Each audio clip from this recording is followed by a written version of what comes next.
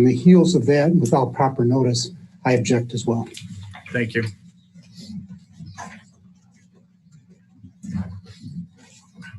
Aisha Mohideen, 1434 Augusta Way. I'm objecting the ordinance as well. I missed Monday's meeting, but I have been brought up to speed. Bringing this on to us last minute where we're all scrambling, it's very unfair to the residents. If you guys, I'm just very shocked with the way this is being handled. Thank you.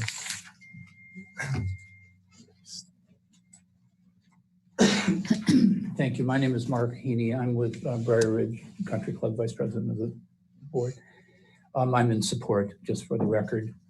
I want the board to know that we have not attempted at any point in having anyone appear and attempted to get people to rally behind us.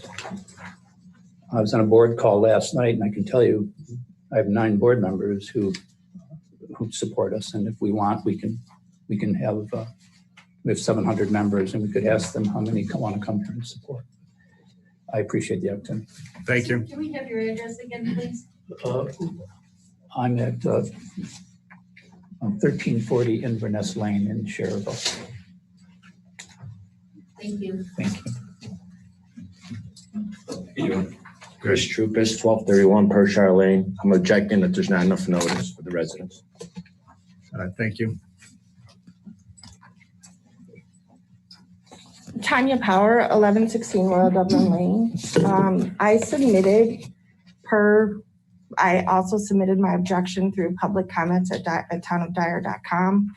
I don't know if that's still protocol, but that's what I read on the minutes. What I'm confused about, well, first I object as well, and I don't understand why you are rushing this. It was not listed on the public agenda. It was only listed on the meeting agenda. Within that meeting packet agenda, there was one ordinance laid out. The piece of paper that was just handed to us in this meeting is completely different than that ordinance that was posted an hour ago. So I'm a little confused as to what you are trying to accomplish by having the ordinance read today if we don't have one solid piece of what it is you're trying to do. And how do you decide that so quickly without also giving notice to the public residents? Thank you. Any other comments? Asim Mohideen, 1434 Augusta Way, Dyer. You know, I've been living in Briar Ridge for 37 years. This is my 3rd home there, as well as Ms. Garza. I believe it's her 3rd home also. And the communication that's going on slowly, we've just seen it disintegrate into chaos. I don't like the way that this is going. You know, I just found out about this 45 minutes ago. You know, we're all very busy people, and to find out 45 minutes before, it just makes things look very dubious. Thank you. Any other comments?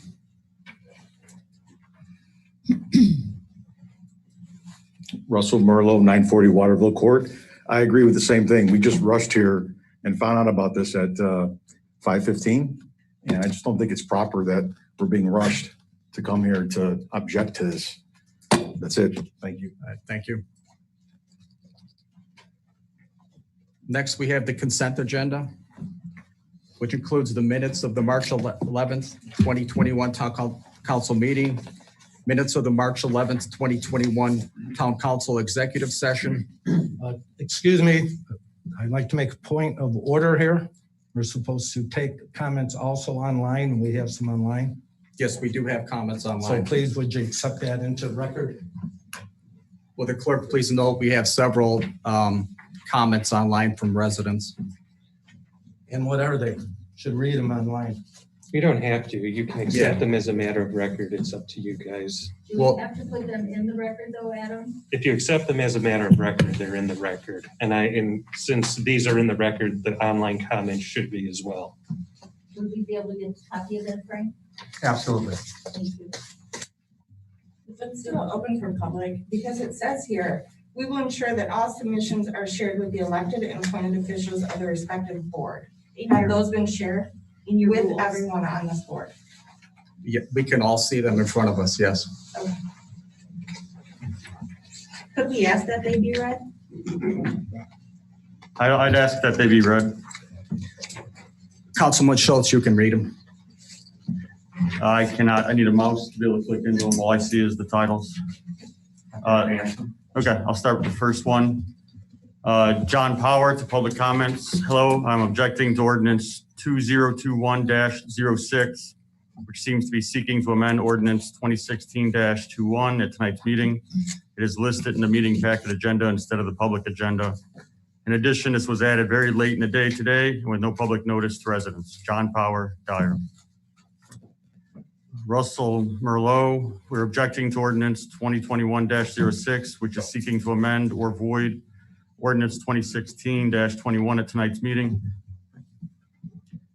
It is listed in the meeting packet agenda instead of the public agenda. Furthermore, it was added very late in the day today and with no public notice to residents. Kind regards, Rosario and Susan Merlot, 940 Waterville Court, Dyer, Indiana.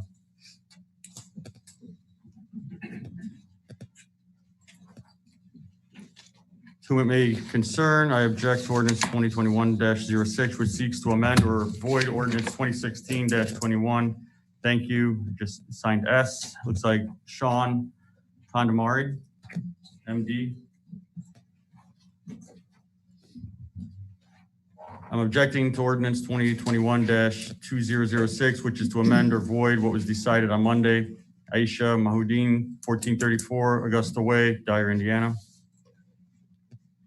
This is Chris Tropis, resident of Briar Ridge. I object to ordinance 2021-06. Chris Tropis does not list an address, lists a phone number and an email. We are objecting to ordinance 2021-06, which seeks to amend or avoid ordinance 2016-21, which will be on the agenda at tonight's meeting. It is listed in the meeting packet agenda instead of the public agenda. Also, it seems this was added to the agenda last minute with no public notice to residents. Thank you for your time and consideration on this issue. Pietro and Rosa Merlot, 1441 August Way, Dyer, Indiana.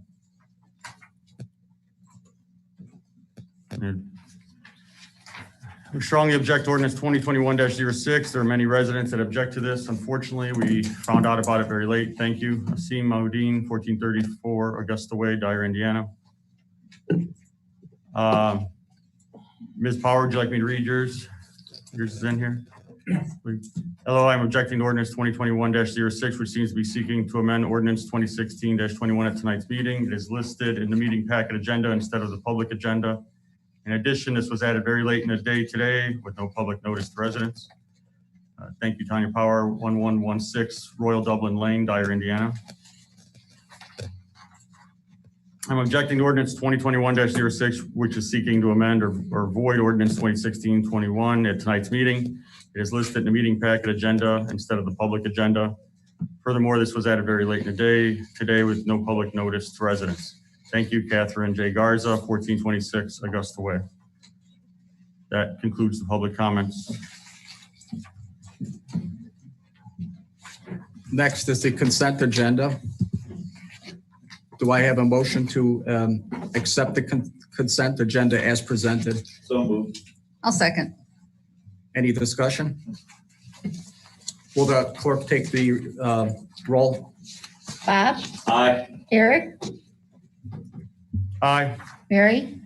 Aye. Steve? Aye. Alan? Aye. Motion carries 5-0. Next, we have the Arbor Day proclamation for April 30th, 2021. Council Member Tanis, could you read that? Yes, I'd be honored to. Proclamation celebrating Arbor Day. Whereas in 1872, Sterling Morton proposed to the Nebraska Board of Agriculture that a special day be set aside for planting of trees. And whereas the holiday called Arbor Day was first observed with the planting of more than 1 million trees in Nebraska. And whereas trees can reduce the erosion of our precious topsoil by wind and water, lower our heating and cooling costs, moderate the temperature, clean the air, produce oxygen, and provide habitat for wildlife. And whereas trees are a renewable source, giving us paper, wood for our homes, fuel for our fires, and countless other wood products. And whereas trees in our city increase property values, enhance economic vitality of business areas, and they beautify our community. And whereas trees, wherever they are planted, are a source of joy and spiritual renewal. Now, therefore, the town council of the town of Dyer does hereby proclaim April 30th is hereby declared the Arbor Day in Dyer, Indiana. And all citizens are encouraged to celebrate Arbor Day and to support efforts to protect our trees and woodlands. That all citizens are further encouraged to plant and care for trees to gladden the heart and promote the well-being of future generations. Excuse me, adopted and proclaimed by the town council of the town of Dyer, Indiana, this 8th day of April, 2021. Thank you. Next, we have a proclamation declaring April 21 as Autism Awareness Month in Dyer, Indiana. Councilman Starkey, could you read that? Whereas there has been an increasing incidence of autism spectrum disorders among young boys and girls throughout the United States, and whereas 1 in 54 students enrolled in Indiana public schools in 2019 to 2020 school year have been diagnosed with autism spectrum disorders. And whereas it is important for all citizens to be aware of autism spectrum disorders and the complex issues and support needs of those suffering from autism spectrum disorders. And whereas April 2021 has been established as National Autism Awareness Month. Now therefore be it proclaimed that the Town Council of the Town of Dyer does hereby proclaim, 1, that April 2021 is hereby declared to be Autism Awareness Month in Dyer, Indiana. 2, that all citizens are encouraged to learn about autism spectrum disorders and the complex issues and support needs of those suffering from autism spectrum disorders, adopted and proclaimed by the Town Council of the Town of Dyer, Lake County, Indiana, this 8th day of April 2021. Thank you. Next, we have Resolution 2021-10, transfer of funds pursuant to Indiana Code 6-1-1-18-6. Do I have a motion for approval? I think we approve that with the consent agenda. It will be true. Yeah. Okay. Announcements. We have 2 open board and commission positions. Police Commission, the affiliation must be Republican or independent, and one for the Park Board, also Republican or independent. Applications will be accepted up until May 5th at 3 p.m. Next, we have reports. Councilman Starkey. I would like to welcome our new Assistant Police Chief, Mr. William Alcott. Thank you and welcome to the family. That's all I have at this time. Councilmember Tanis. As I just read the Arbor Day proclamation, I think it's really important that we realize, how important the trees are. We have a celebration coming up on Arbor Day. The town will be giving away tree seedlings as we have done for the past 6 or 7 years. Also, Dyer in Bloom is a unique group of individuals who are focused on bringing beauty into Dyer, and we will be meeting on Tuesday, the 13th of April at 1:30 in the afternoon. Thank you. Thank you. I also would like to welcome aboard Assistant Chief Alcott. Thanks for being here. Councilmember Schultz. Welcome, Assistant Chief Alcott. As Councilman Starkey said, welcome to the family. I'd like to thank our police department for the last week, quite a hectic week. Thank you guys for the terrific work that you guys did to protect our community. To piggyback off of Council Member Starkey's autism proclamation, just like to make everybody aware that we do have a citizen advisory board on disability services that we formed a couple of years ago. The purpose of the board is to try to engage our citizens to help bring ideas to the council for ways to improve quality of life for our residents with disabilities. So please, if you're interested, reach out to me, reach out to a council member, or keep an eye on the calendar for upcoming dates. Thank you. Councilman Kramer. Yes. Good evening, everyone, and thank you for coming out tonight. We really appreciate the attendance at our council meetings that shows an interest. William Alcott, I want to congratulate you and thank you for accepting our offer to come in as Assistant Chief. You come highly recommended, as I said before, from my family and others. So thank you for stepping up and stepping in. Thank the rest of the department for doing a great job. Thank you to the fire department for always being there, and I've talked to them about the training going on and stepping up.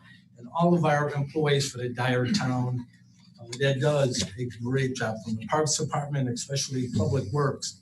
When most of us are sleeping at night, 3 in the morning, they're out digging holes, repairing pipes. We just had another water main break. Kudos and thank you for ensuring we have safe water.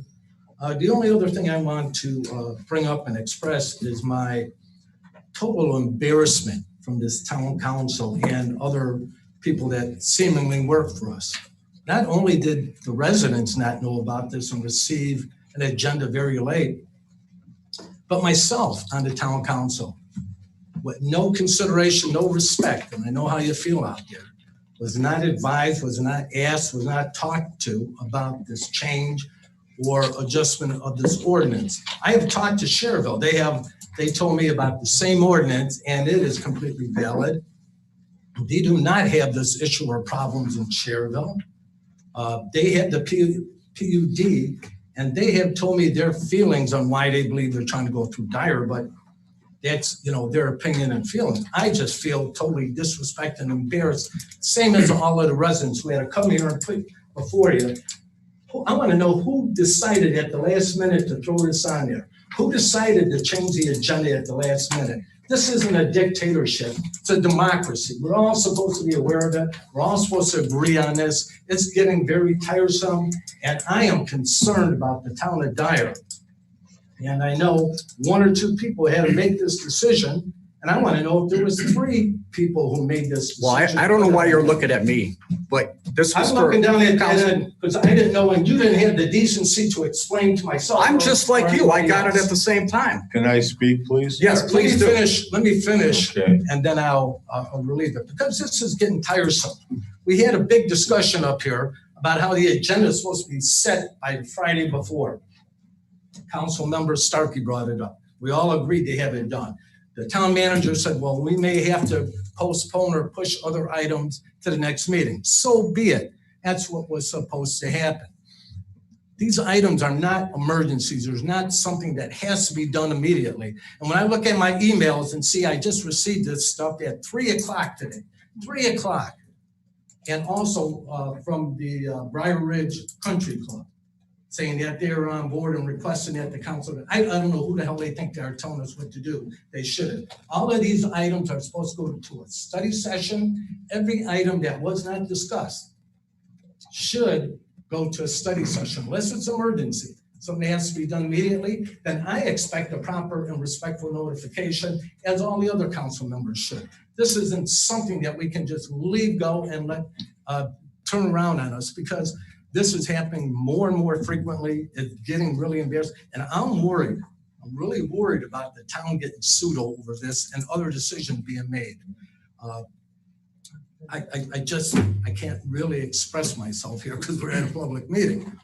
At some point, we will, but I think we ought to. Well, we are going to have double discussion check. when we get We to ought the take ordinance. Excuse me, I'm finishing up. We ought to take a double check on everything, utilize our study sessions, and I recommend all these open items that are not an emergency be moved to our study session where we can have the legitimate, intelligent, honest discussion to see what's best for the town and the residents. Not for any group, not for any country club, not for any developer, but for the town residents and what's best. And we all may find out at the end it may be worthy of doing. We all may find out it's not worthy and we don't have a problem here. So I would respectfully, and I always ask respectfully, that you include everybody get included all at once, and these items not be brought up, especially at the 11th hour or 2 hours before, 3 hours before a meeting. It's getting ridiculous. Not only this one, but the other agendas for tonight's too. So I'm sorry about my rant, but at some point, we have to be heard. We have to make sure that everyone understands and know our feelings.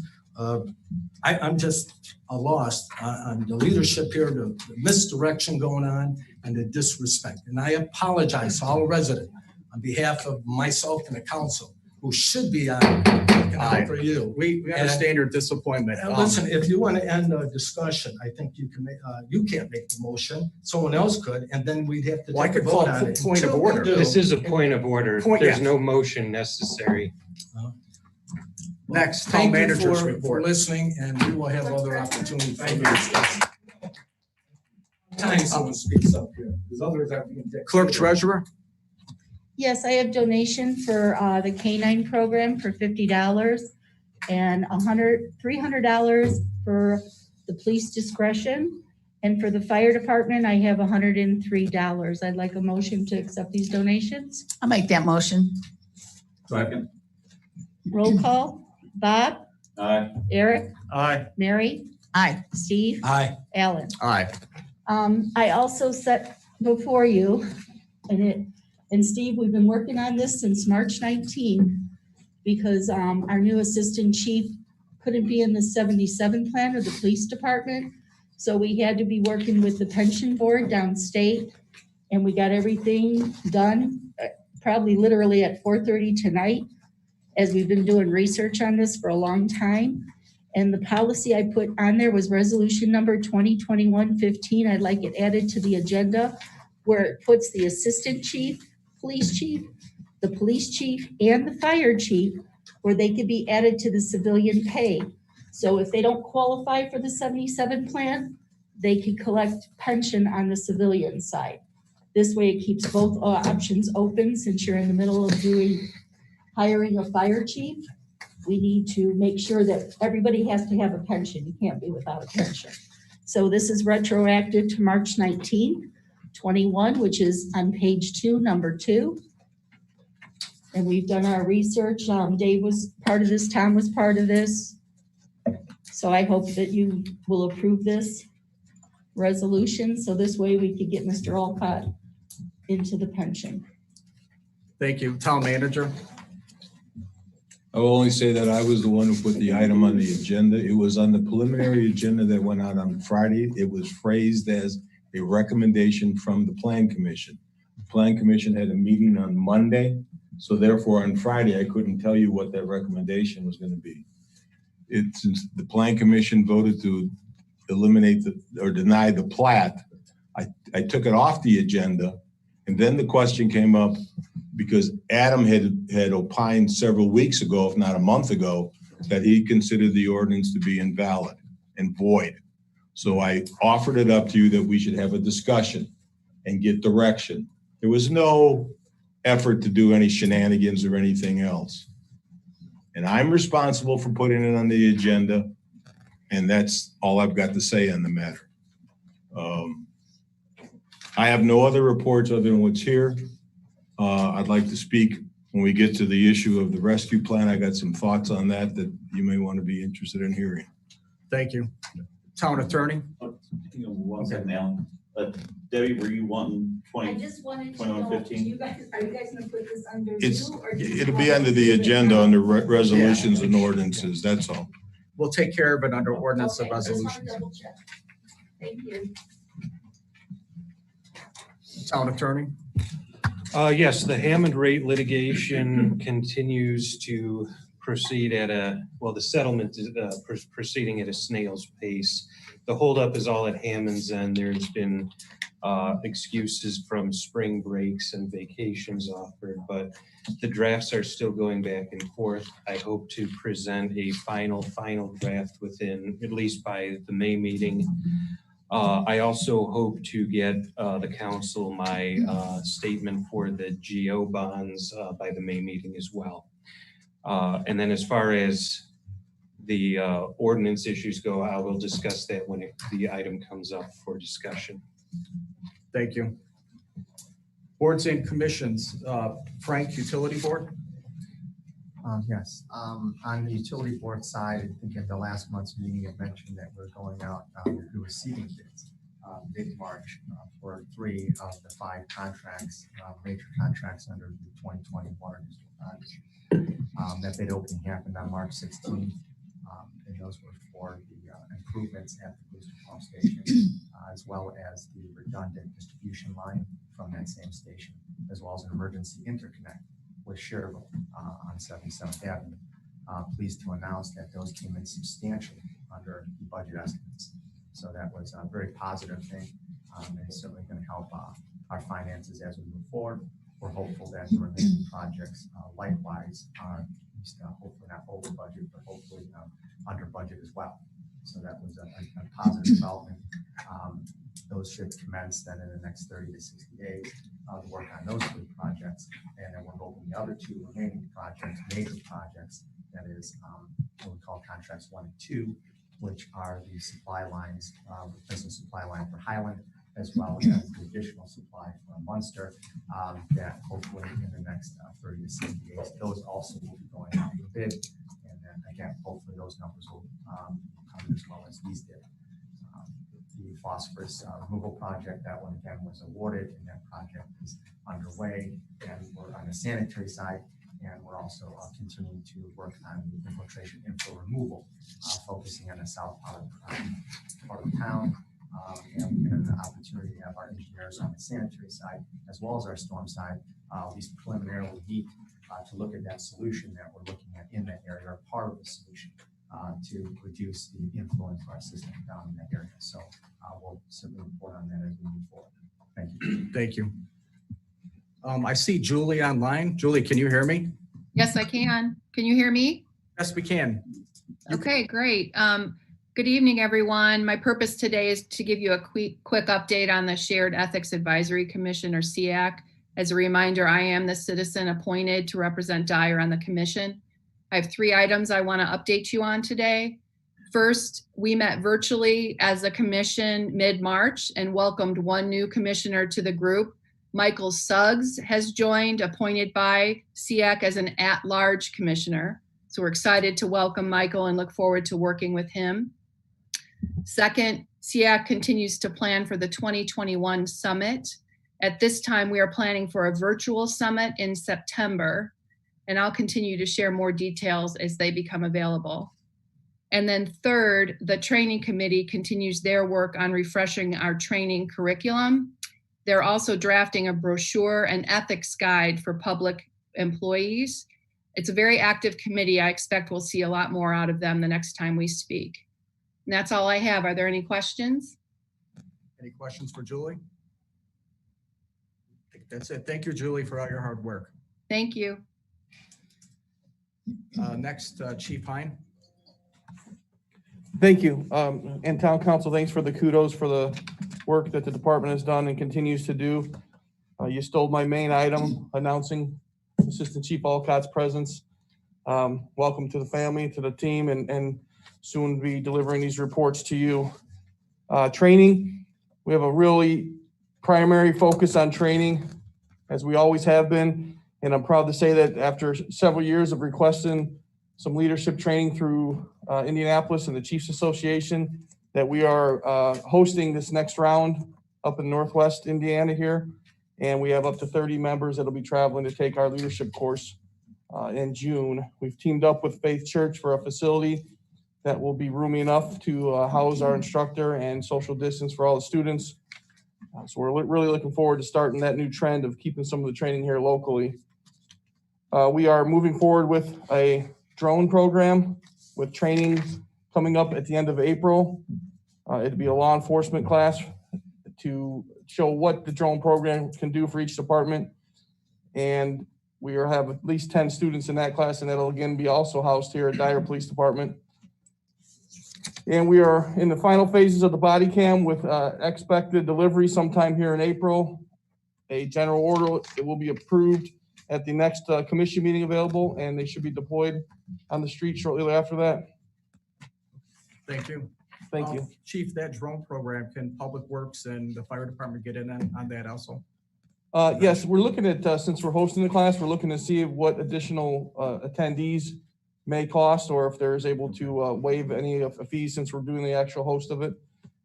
It is, right now, it is a minimum of 10 students and a maximum of 15. So we're going to try to get that capped, get as many as we can get in there. But we will talk with town manager and other departments if they want to take advantage of that. You do not need to have a drone program, or you do not need to have a drone to be a part of the training. So, okay. Thank you. John, fire department. Well, I have a yes. question for Chief. Yes.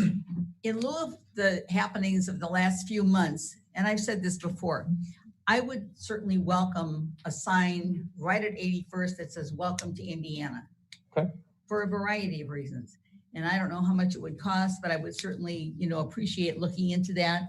I think that it would be an asset and helpful to the police department as well. Well, Public Works would be in charge of signs. Good. How big a sign do you want? Do you want the standard? What would you recommend, Chief? I mean, not the big one like sign Route 30, Okay, how wide is the road? smaller. Yeah, depending on where you want to go with it. It is an artery and becoming a very busy artery into our Yes, it town. is. So We'll look at signs for there. Okay, thank you. PD doesn't put them up. John, Fire Department? Yes, thank you. We appreciate all the support that you're giving the fire department over the last years. Thank you. We had 142 calls last month. Of those, 107 were medical calls. We had a variety of false alarms in the town from either residential or commercials. We also had 3 natural gas leaks and 2 mutual aid calls to Cherville and Cedar Lake in last month. We received our ISO rating from the Insurance Service Organization, and we maintained a 4 rating for the town. And also for the unincorporated area, we are now a split 4X for that area, which is a different rating than we had before for that. So that's a good thing. So, Thank you. Is that it? yes, thank you. Jeff, Public Works? Just to give an update on the street sign program, and we're right now inventorying all the signs throughout the town. We have gathered data at 1,500 different locations, basically photos, condition types, and we're putting that into a spreadsheet database using also mapping as well, so that way we can kind of get an idea of what's needed to be changed, what we need to add and stuff like that. So we're about 2/3 of the way through the town right now. So again, and as you can see, we're also changing signs as we go along this whole process. We add a lot of no outlet signs, dead end signs.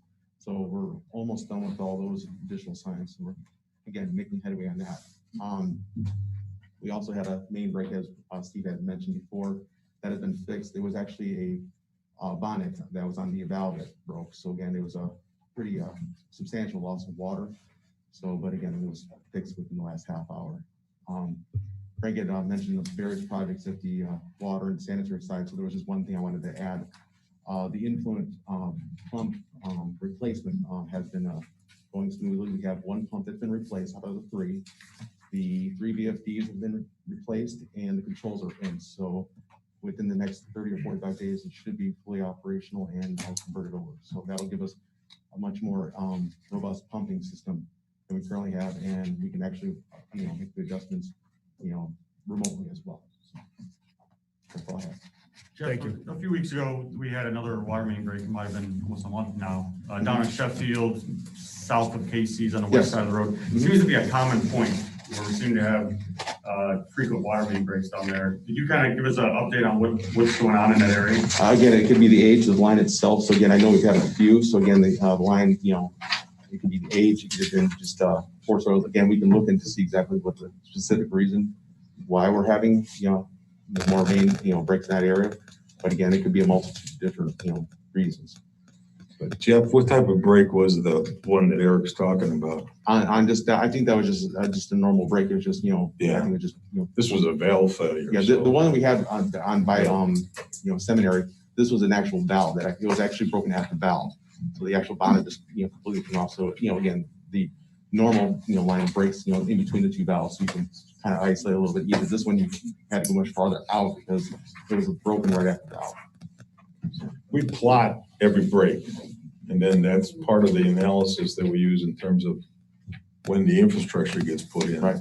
And that's one of the reasons we're pushing hard for main replacements. We also look at water mains and depending on what if they're 40 years or older and we're gonna redo a street, we include that water main because by the time it gets down to going back to the street, you got a water main that's in excess of 50 years old. And as we know, a lot of our mains in different parts of town because of the abrasive soils prematurely fail.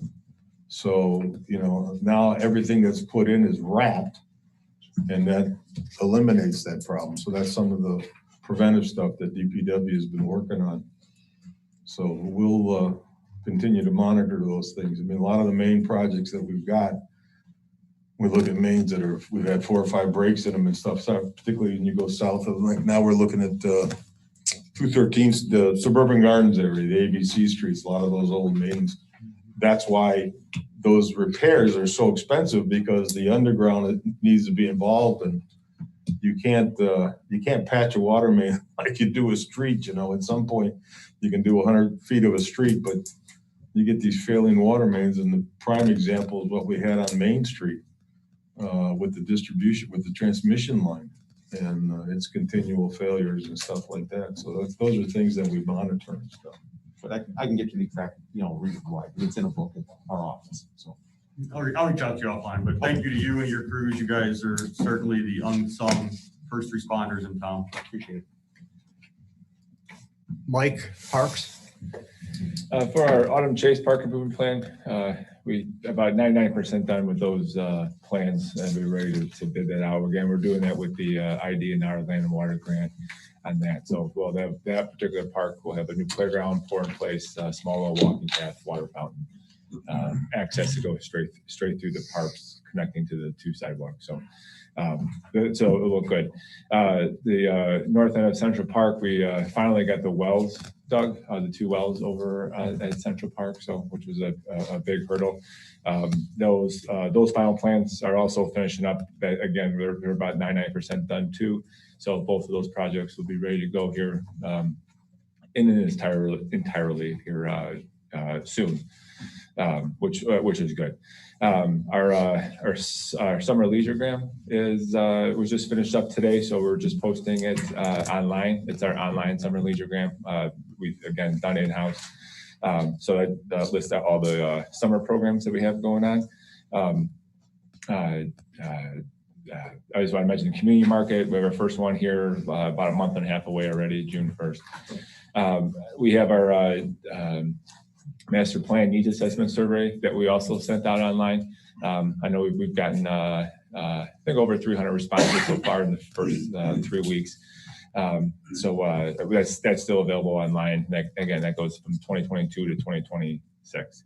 And then Mary mentioned about Arbor Day, but the giveaway for the trees, just so everyone's aware, tulip trees, overcup oak, and northern white cedar trees, seedlings.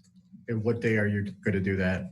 The 30th, April 30th. Okay. On Arbor Day. Thank you, Mike. Next, we have ordinance and resolutions.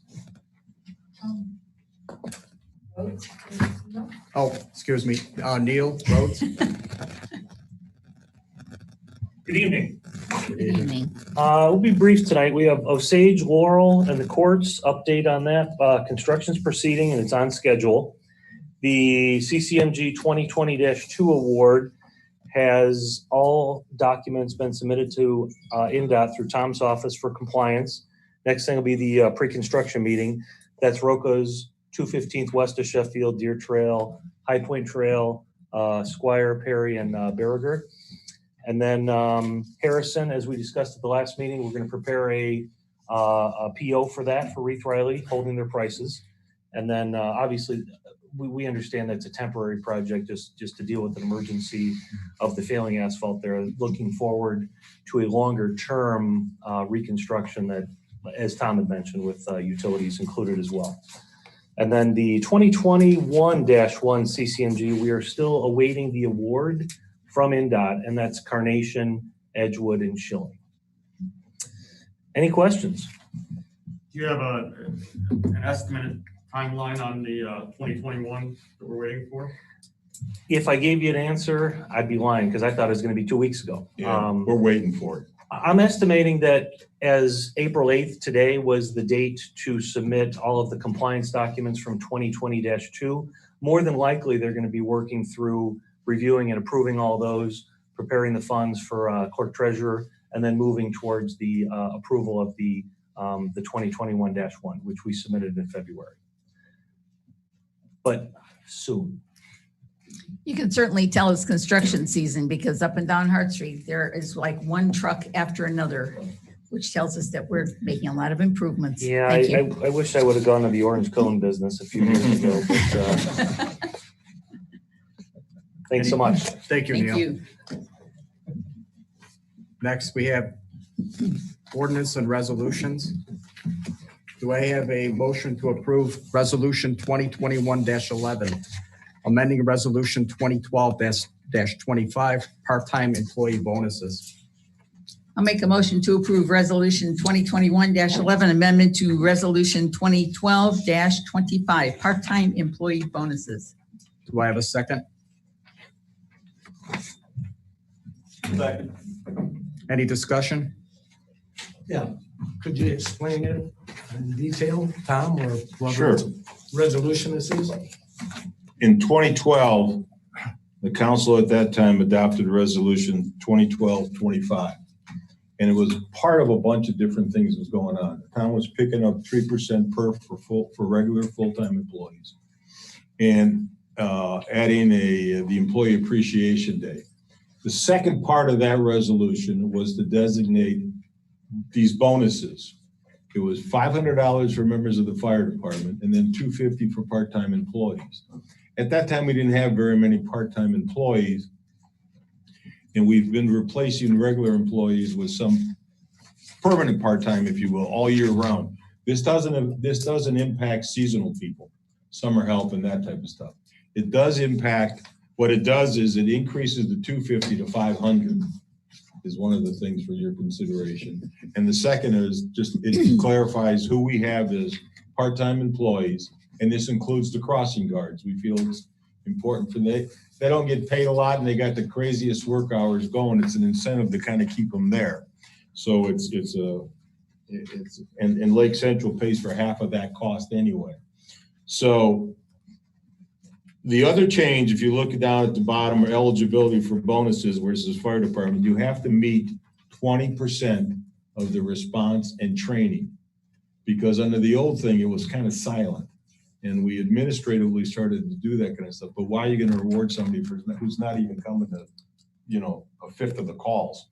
So this is an incentive for them to go. You have to be an employee for a year. So say you're hired today.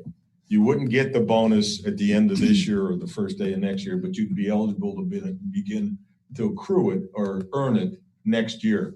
We argued with different timelines and prorating and everything else, and we just felt that it was easier. Just you get the year in and you move on from there. If you want to make any changes, feel free to do so. So my only question would be, are there any employees besides those? And how many fire department employees are we talking about that would not receive it for not getting the 20%? Not get it? I don't know off the top of my head how many people didn't get it, but those are the ones that, when they keep track during that year, who didn't attend 20% of training and calls. So you got two ways of doing it. So that would be written into this? Yeah, that's way it's written. It'll be written right now and published. And any other part-timers that, such as the crossing guards, you know of any others that would go from 250 to 500 now? Just the crossing guards and probably, we got, what did we figure out? We had 6 or 7. We have a part-time person at the wastewater plant that went from a full-time to a regular part-time. Debbie's got a couple people. Parks has got a couple people. So they're scattered around. And it's not, you're talking about. So these are employees that work regularly scheduled, but not 40 hours. 40 hours. That's the key. They're not, again, it's not a seasonal employee or a 6-week employee. It's not the summer kids or who we hire for leaf pickup or that kind of stuff. You have to be in a regularly established job on a regular schedule and work so many hours. That's what it is. Thank you for the explanation. Okay. Chief, got a question. Do we have calls that a lot of our brigade members wouldn't be eligible? Do we get called out as a brigade member versus as an EMT? Or is there a smaller call out that's to a smaller subset of people? No, they'd be eligible for Every call, anybody that's available, okay. Just wanted to make sure that nobody would be aced out of it because they weren't. No, because if you're not an EMT, you're not going to get counted against that group of people. You got to make your 20% of fire calls. The ones that you are eligible for. Yeah, that'd be the better way of saying it. Yeah. Any other discussion? Will the clerk take the roll? Bob, Aye. Eric, Aye. Mary, Aye. Steve, Aye. Alan. Aye. Motion carries 5-0. Next, I need approval for Resolution 2021-12, establishing a fund for the American Rescue Plan Act funds. So moved. Second. Any discussion?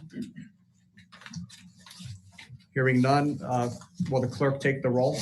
Bob, Aye. Eric, Aye. Mary, Aye. Steve, Aye. Alan. Aye. Motion carries 5-0. Do you have any comment on that, Tom? Well, I just wanted to put in your bonnets, because the next step is we have to come up with a plan, how we're gonna spend this stuff, and we can use it to replace lost revenue, which is a mathematical calculation that we're doing. The language in the act talks about transformational type projects. And I know there's been some discussion, I haven't been included in all of it, but some discussion about putting some money towards resurfacing streets. Now, that's a noble thing, but it's only gonna levy it for 10 to 15 years or so. I don't think that's exactly transformational.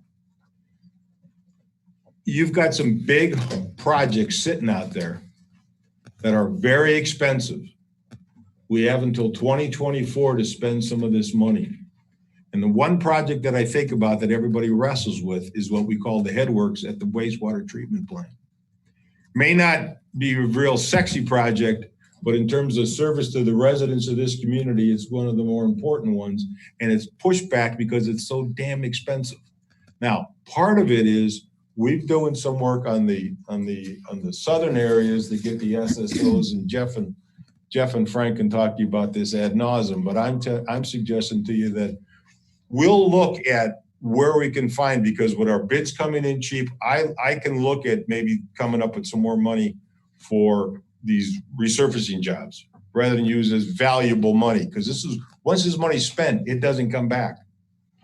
And if we put a plan in to say we're going to get $3.3 million. If we can take $2.5 to $3 million of that money and put it towards that project, then it's a question of getting with Nice and everybody else and speeding things up and get that thing moving. Now, when we've talked about it, is we don't know quite the extent of it, but we have a darn good idea what we need to do at the plant based on as we eliminate some of the SSOs at the other end. You know, we just approved the subdivision, or we recommended approval to the plan commission and stuff on some of the stuff south of thing by making some modifications to one of the local pump stations and stuff. So I want you to just kind of keep that in mind. I know the excitement is let's put it in the this is infrastructure. And this is a big project that will be not only transformational, but again, like most of the water projects that you've got are multi-generational. They're the kinds of stuff that's going to last far past, a 10 or 12 year cycle or 15 year cycle, because we're not really in a position to go in and do the reconstruction. We're talking about resurfacing. We're finally getting to a point where we're getting enough money to be able to do $500,000 or $600,000 a year. This year with the streets that we listed, we used the leftover money from the CCMG 1 grant and threw it in for that. And it's the same kind of thing now. And rather than taking a 4 or a 5 street and resurface it, or we're still working on the 1s and the 2s, which we're getting down to a small list, we're a little behind where I wanted to be, but there's only so much. We're going to be at a point, as Neil and I have talked about, of wondering what the hell streets are we going to need to be redone, because we'll have the big things out of the way. I know it seems like an eternity for you, but we're getting there. And in 5 years, we've caught up. We're not ahead by any stretch because we were, quite frankly, pretty far behind. But I think I've thought about this since I've written this other memo. That to me is one of the projects that would define the concept of transformational. And by us going in that direction, we don't know what if there's going to be an infrastructure bill or what it's going to look like. But again, those are the kinds of projects. Now, unfortunately, the last time there was a big infrastructure bill, Indiana got the money as opposed to the locals. And Indiana decided to give the locals a certain amount of money to repave streets. And they really didn't care what your spec was. They used the state spec. Well, for some of us, the state spec was less than what we did, and we couldn't even pay for the betterment. So, you resurface the street that should last you 15 to 18 years and down to a smaller spec with a lot of truck traffic, maybe you get 10 or 12 out of it. That isn't exactly my idea of a transformational project. Tom, would this So- qualify for a rainy day fund or No, not? Okay, no. that's what I needed to No, know. there's a limited Okay. number of things, and I wrote you, the memo that I wrote you that Mhm. from back in March was put together from a bunch of different sources. Okay, And things have changed. And we've been having webinars and different things like that. And we give you an example on one of the pages about in the middle where we talk about the revenue things. You use 2019 as our base year, going all the way out to 23. So that's the number that the clerk's office is using to determine how short we were in 20 on certain things and everything else. Now, we used the CARES Act money. Mhm. Most of that just stayed in the general fund, and that helped the general fund. The other funds that we spent money on are replenishable by other stuff and aren't reliant on taxes. I mean, it came out of casino and some of the other stuff. But I just want you to think about this, and we're gonna put some ideas together and kind of spitball them as we talk about. But to me, I think that's one thing we ought to think about and explore as probably the big project and see how we go about it. Because I know it scares everybody when you think about how much it might end up being. Right. But we can put 2.5, 3 million in from the feds. It's like getting a big CCMG grant, 50% of the deal, whatever it is. It makes our bite a lot better in Yes. terms of what the utilities, sanitary board, waste board, utility board's got to deal with, so. I'm gonna add Thank you. for June, we are gonna be getting 1,650,000. The other half of that will not come until 1 year later. We did a webinar, I sent the webinar to Tom, and I know he watched it. And we'll have another webinar this next week and another one afterwards. Baker and Tilly that I'm working with David. We have conversations each week about this, so I could add what we need to add into for paperwork. But taking off like even half of that money, say 750, we have 76,294 that will probably go back towards lost reserves. Believe it or not, just the MBH, they had a gain from 19 to 20. Parks only, the loss for them from 19 to 20 was only $34,826. I did have questions for other revenue that David is researching from Baker and Tilly to see if we could put that back in. And then Tom has to look at his fund report also from 19 and 20 if he has questions that we have to ask Baker and Tilly. I mean, the parks figure that Deb talks about is the tax side. We The lost all the activities. recreation revenue. Right. And under the CARES Act, we couldn't replace lost revenue. Under this act, we can. So we can go back and argue some of that and reestablish that fund and make it healthy again. Because we depleted pretty much whatever reserves we had. But those are one-time kind of shots. And so there's things to think about as this whole thing goes. And I just wanted to get the ball rolling. And you could also think about, that you could give back to a non-for-profit, like that's up to you with the safety village. If you wanted to make up the difference with the safety village, you could do that through this also, because that was part of the thing. Or you could put it into roads, infrastructure. There was a lot of categories we didn't qualify for in the webinar, and we kept track of all that. I even looked at the webinar 3 times just because each time you watch something like that, you pick up something different. Thank you. Any other discussion? Will the clerk take the roll? Bob?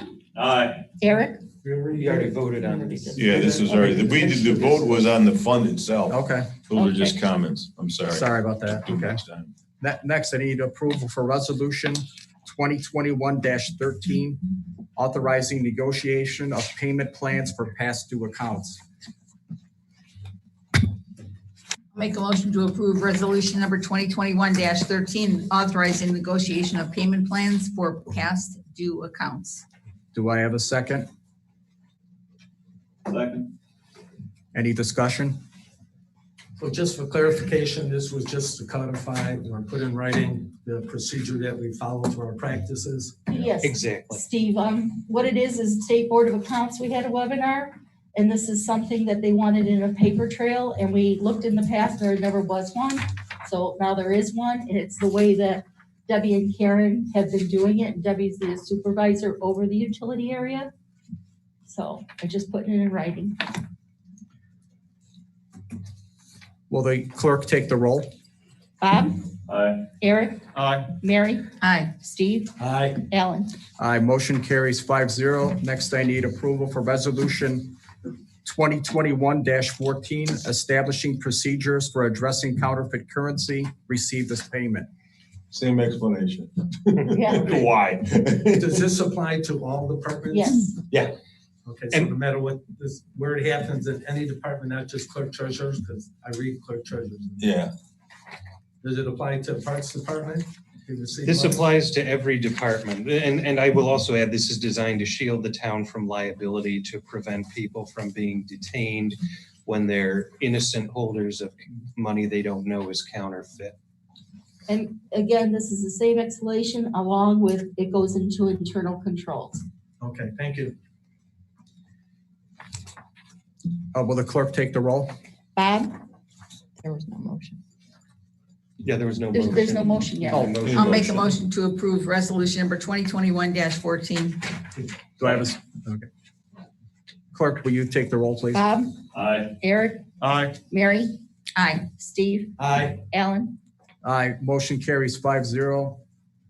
Next, we have ordinance 2021-05, approving a about 10, The resolution You could stick that one that Deb 2021-15. was talking about. The That- 15. 15. That's the spot I would have put it in. So okay. you got all the resolutions. So. Okay, next, we'll take, I need approval for resolution 2021-15. So moved. Second. Any discussion? Hearing none, will the clerk take the roll? Bob? Aye. Eric? Aye. Mary? Aye. Steve? Aye. Alan? Aye, motion carries 5-0. Next, let's go back to ordinance 2021-05, approving a 10-year water rate tracker.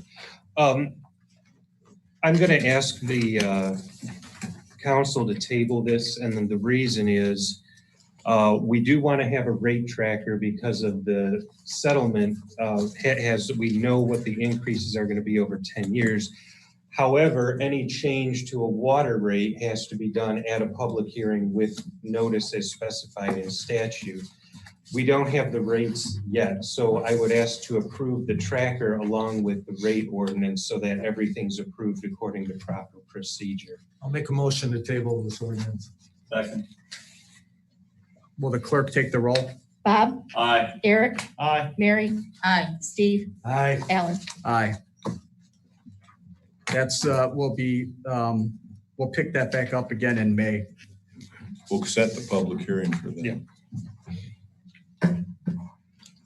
Next, we have ordinance 2021-06, amending ordinance 2016-21. Before there's a motion, Mr. President, I just want to say the resolution you have in your packet is an old draft. What was sent today is different. If there is a motion made, it should be to repeal ordinance 2016-21. Okay, I will make a motion to table ordinance 2021-06, amending ordinance 2016-21 to not only have further discussion, but to ensure that the ordinance is correct and everyone understands where we're at and what's going on with it. Because I looked at the IC codes and frankly, I'm confused on how they apply. But maybe we could have further explanations during our study session. Second that motion. Any discussion? I would just add, I mean, my position is that 2016-21 is invalid anyway, so there's no action required to prevent its enforcement. But Just to clear up any confusion, couldn't we just make a motion to repeal the 2016-21? I'm sorry, there's a motion and a second on the floor. we're discussing it. We're discussing that. Can we do that?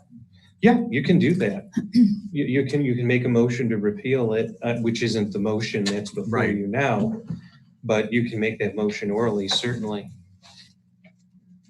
Any other discussion? Well, that's why it was placed on the agenda, if you want to give you that option, not any nefarious Right. thoughts. And I agree. Nothing from you nefarious. I agree. My opinion is that we repeal 2016-21 and start fresh. Well, the motion is to table. Okay. Yeah. If there's no discussion, we can call the roll. Well, it's the table and move it You want me to to the call the roll? study session. Yes, Yeah. call the roll.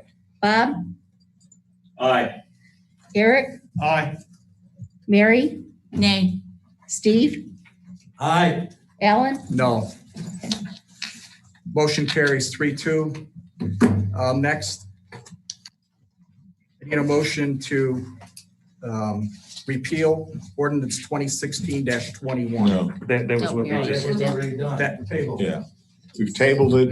That'll get moved. We can talk about it At tonight the study session. at the yeah. study session, then we'll put it back on the agenda if you want to do it, which is where I was trying to get this whole thing. Because even if you would have considered this tonight, it takes 2 readings. You could have done first reading tonight and done the second reading on, I think, May the 13th, our next regular scheduled meeting unless we have one in between. So that's the whole point. Next, I have resolution, well, I think we already took care of this, Yeah, 2021. new business we're on. Okay, new business, bid award for 2021 street crack sealing. I'll make a motion to award for section A be awarded to Blackout Ceiling in the amount of $13,040.08. And the award for sections B and C be awarded to Site Services in the amount of $21,326. Do I have a second? Second. Any discussion? Tom, any explanation for why they bid differently on the different sections? Based, I assume they had the same labor rates and same. What they do material is they rates. come out and look at the work and how many, and Jeff handles it, it's how many square, however they figure it out, they come out and look at it. We don't do any plans per se. We give them areas, they visit it, and then they turn it around. Just to make sure we're comparing apples to apples. Yeah. It's not that they were looking at a different. No. The section. There's no qualifiers, like we looked at a thing this morning for doing work in public works, for instance. It's for resurfacing a bunch of areas, and all the contractors gave us, if you do everything, we'll give you a discount of this much work, because of mobilization and all the other kind of stuff. So that'll be on your agenda in a couple of weeks. Any But other no, there's no good discussion? explanation. Will the clerk take the roll? Bob, Aye. Eric, Aye. Mary, Aye. Steve, Aye. Alan. Aye. Bid passes 5-0. Next, Dyer Public Works dump trucks. vtos, lease, authorization, and disposal of old trucks. Yeah. The utility boards who are paying for these things, and the redevelopment commission is paying a piece of the one, they'll consider them, but you've got to authorize me to do the lease, which will be a new lease you'll see later in the year. It's not included in our early lease, but we've got it set up into that. And then your disposal, when the trucks are delivered, they'll be taken off the asset ledger. That's a record keeping thing. So that's really why it's for you tonight. Okay, so you need council approval On those 2 parts. Did we have a motion on the floor? I'll make a motion to accept the lease agreement as presented. Second. Any further discussion? Will the clerk take the roll? Bob, Aye. Eric, Aye. Mary, Aye. Steve, Aye. Alan. Aye. Next, we have date for COVID reopening of town offices.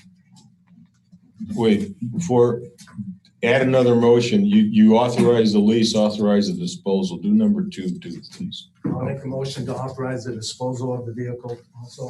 And they'll put it in the records. You don't read all the VIN Yeah, I numbers. remember the other too. You're right.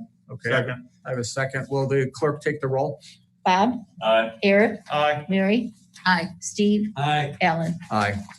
Next, Okay. we have the date for COVID reopening of town offices. It's, the so-called mask mandate is no longer a mandate. The question is, when do we open back up? People are getting vaccinated. A number of us have had both. Some people have had one, some people are waiting to get their first one because it's dependent upon your age and stuff like that. I know Councilman Starkey said the 6th is doing this, we should open up. We need some direction from you. Well, I know Public Works is, as far as at least the dumpster use, which residents use the most. That was a miscommunication over the one incident that you had, Well, yeah. I mean, it's open. So, Yes, Yeah. yeah, The police department, the lobby is open to the public. yeah. The question is, town hall, what we want to do here. We've been doing meetings by appointment where people come in the side door and stuff. It's just the random public coming in. We have a screen, we have building permits, water contracts, all the other kinds of things. Everything is out there. And Can we leave it to each department because they know the people better than anyone else? how do I Unless tell you just somebody open that it all up? department's open? It's one, we're either in or out. Okay. Debbie wants to Gotcha. stay That's closed till what, the 1st of May? you Well, said? May 3rd is a Monday because Okay. all the vaccinations will be open because the governor opened them up the 31st. Some got their first one, some are going, tomorrow and Monday, and then you have to wait. So by the end of the month, we should be done and they feel comfortable. And considering some health issues, I just feel better for my staff and so do they. So May 3rd is the goal, once all the shots are done. Tom, Debbie, have we had any complaints of poor quality of service to our residents by doing this by appointment? No, Trying to push people everybody to do it that over has to come to phone? my office comes to the back door. We set it all up ahead of time. I let them in the back. We take their temperature. We take care of stuff for the clerk's office that way. One of the big advantages from the last time we closed was increasing the number of people who use the ACH for their utility bills. And that's, the more people you can get Right. using that, the better it is for the utility and everything else, quite frankly, because you don't have to deal with that whole stuff. But we've worked it out with building. People come in here for building permits and at the end of certain times to pay their utility bill and do other kinds of things. Everything else, and then register for park programs. But they can do the park programs online, right, Mike? And so it's not that we don't want people in here, but we've got enough ways that people don't have to come. I don't know why somebody would trade sure to pay a water bill. Either put a stamp on it, drop it off at the mail off, or better yet, just have it taken out of your checkbook, ACH wise and stuff like that. So, but we haven't had a big run of complaints. Because I know Brian has delivered building permits to homeowners. Contractors aren't a problem. They're coming in and out and doing all that kind of stuff, so. I think we should just hold off to the May meeting and we'll see at Well, that we'll point. I'd like to ask Councilman Starkey on why the April 6th. I just I don't know. That's why. Well, that was the date that the April 6th or April 7th. April 6th was the date that all the mandates expired and returned to local control. Okay, part of that mandate was to allow the towns open. I'm sorry? Part of that mandate was to allow the towns to open. Part of that mandate was to allow the towns to decide whether or not they would open. Yeah. My opinion was if places like St. John Lake County Government Center could figure it out. We spent thousands of dollars of taxpayers' money to prepare the upstairs, plexiglass, UV lights, sanitizing stations. I thought if we were a private business, we would need to be open, but we have the luxury of staying closed while still collecting taxpayer revenue to keep things going. So it was more on principle, but. Yeah, I think, and I understand the concern for the clerk treasurer with the employees, and I'm concerned about the employees. So just theoretically thinking, if we were to open, would that still can we still have the requirement for mask and? Well, that's the next question, Yeah, because my under the governor's mandate, the masks are the critical thing. And masks are required at state office buildings, vaccination centers, and a couple other locations. So it isn't just like the state saying, they're saying if you come into their locations, you got to wear a mask. So it's up to the restaurant. And you watch the news, some of the restaurants are saying we're keeping the masks in place for our employees' safety and stuff like that. I mean, you're only at a little over 20% of people who have been fully vaccinated nationally. It may be different in Dyer and Northwest Indiana, but not a heck of a lot. And that's what the concern is that we've got. We only have 3 weeks to go.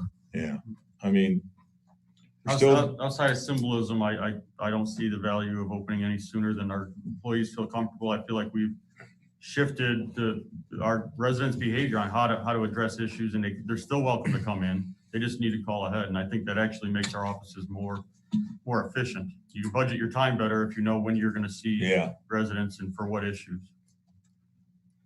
we've not turned anybody down that's wanted an appointment or anything else like that. That includes a developer or a private resident stuff and things like that. I'll make a motion that we approve May 3rd.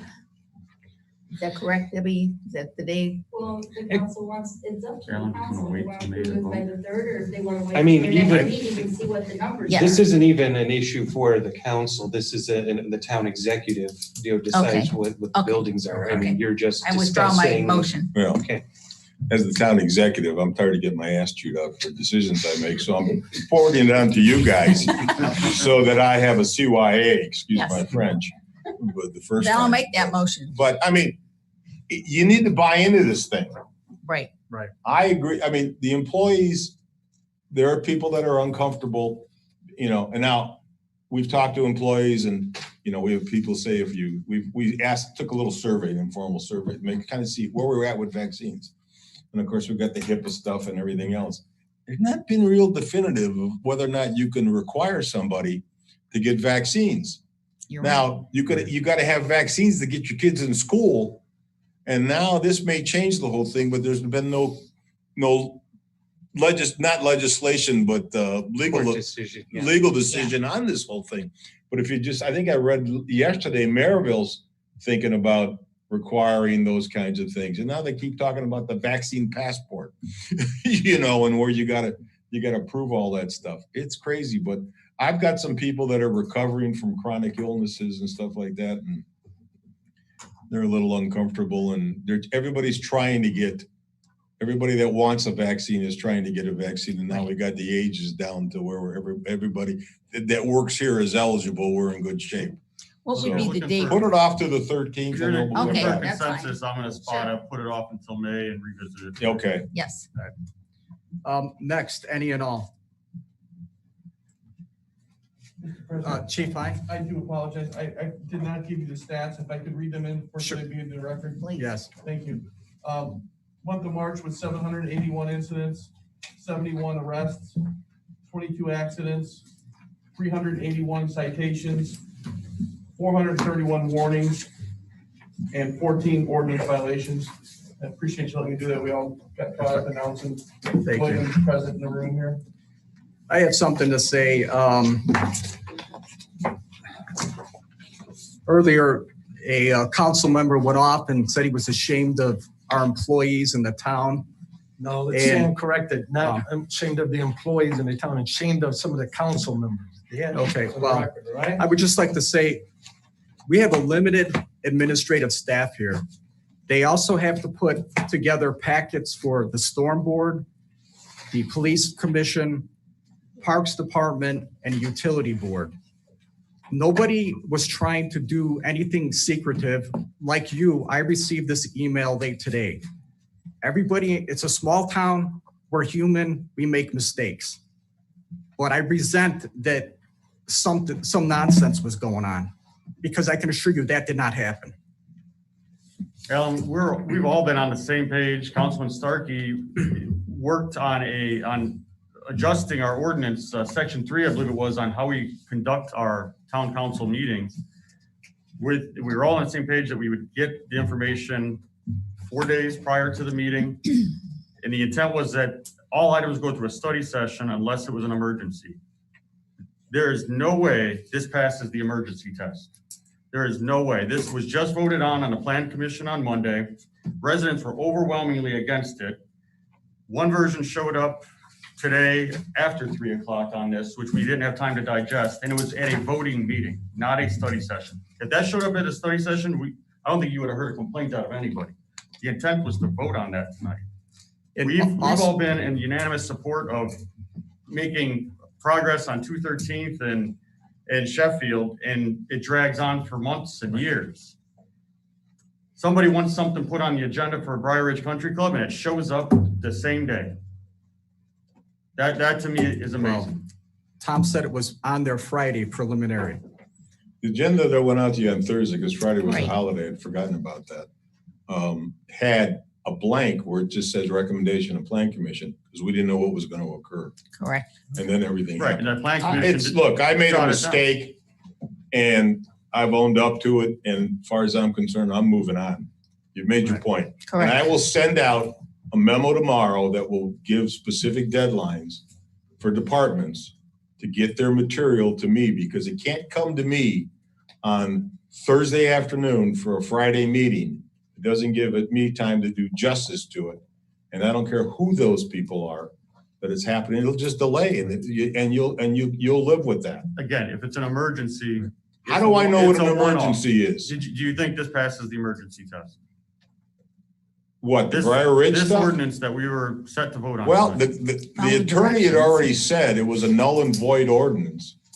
And I said to you this afternoon that you ought to discuss it. The purpose of putting it on the agenda tonight was to at least get some discussion in some direction.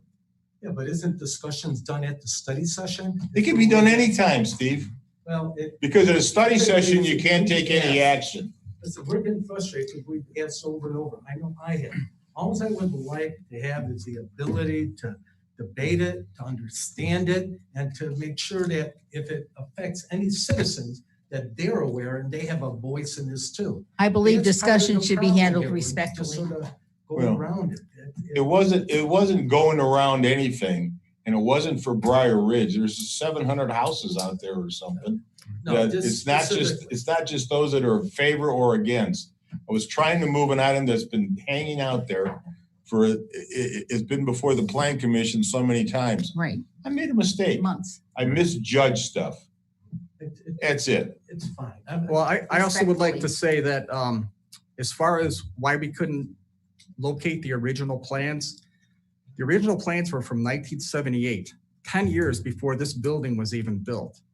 None of those people are around.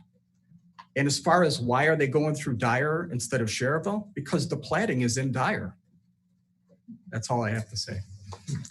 Motion for adjournment. Do I have a second? Second. All those in favor? Take a 5-minute break to sign. That's fine. 5-minute bathroom break. Yeah. Either way, come back and sign them. Hey,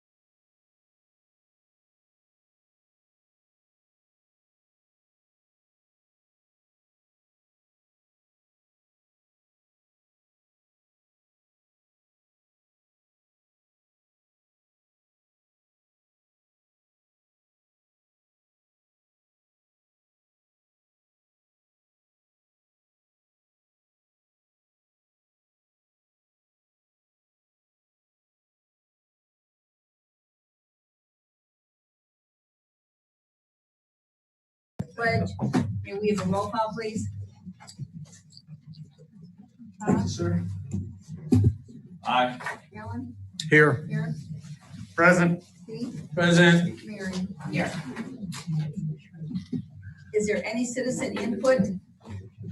Is there any citizen input? Hearing none. You have a consent agenda before you that include the minutes of the March 11, 2021 Redevelopment Commission meeting, claims totaling $26,357.09. A motion to approve the consent agenda is presented. I'll make a motion to approve the consent agenda as presented. We have a second. Second. Roll call, please. Any Aye. discussion? Alan? Aye. Karen? Aye. Steve? Aye. Mary? Aye. The first item is the fire station update. Well, there's a memo behind. We're right where we're waiting for right now is we got one overhead door that is not functioning properly. But the most important thing, the reason we've been moving some stuff in, but physically we don't want to be there because we don't have a fully functioning sanitary system. The work that's going on 213th with NIPSCO and their subcontractor to replace the high pressure gas main, that work has to be done, and NIPSCO's been holding this up. There was a problem with it. And then Rex can come in and finish the connection and disconnect the old fire station. It's all in the same thing. That's what's hanging up. I just don't want to go in there and have us having to pump out sewers. I don't need that aggravation. I get myself in enough trouble. So that's the only thing holding us up. They're replacing the gutters that were damaged during the snowstorm and doing some other stuff. I don't remember, Mike, you might know, is that outside light that we were waiting on that was back ordered in? There was a parking lot light. I think that's the only thing, but we can function on that. But if you go by there, it's all lit up on the outside. I got the building plaque ordered and waiting for that to come in and go from there. So we're getting there, hopefully by the end of this month. We just don't want the overhead door because it's not shutting like it should properly. And apparently it's intermittent. So there's something wrong. So the vendor's got to get that done. And Jay's working on that. Power is out now. Is the generator on? Well, I'm not there, so I don't know. But assuming that lost power, because we're on power here. Yeah. So it isn't really everybody. Excuse me. It isn't necessarily everybody on 30 because we're on normal power. Second item is the demolition of the old fire station. We got today the bid from South Holland Asphalt for $23,000 in my memo that you probably haven't had a chance to read. That's about the price we got from some of the other bidders that tear down a house. Okay. South Holland, I've been working with these guys. Their prices are, I don't know how they do it, but I appreciate it. They're generally about 50 to 55% of everybody else's demolition bids. They're a good company. And haul it all the way. Yeah, and seed it, take all the concrete out, fill it in with black dirt. That's awesome. We'll have the utilities disconnected and stuff like that. I don't think there's any asbestos in the thing. If there is, it's a small test, and usually you see it in the tile is what we have when we have houses and stuff like that. So once we get out of there, they'll be in there, and probably in a week the thing will be gone. So they'll probably recycle the lumber, the metal and stuff like that. It's a little different than just knocking down a house. But they're a very competent contractor, and they're good prices, so. Good news. Next, we have an update on property at 213 in Sheffield.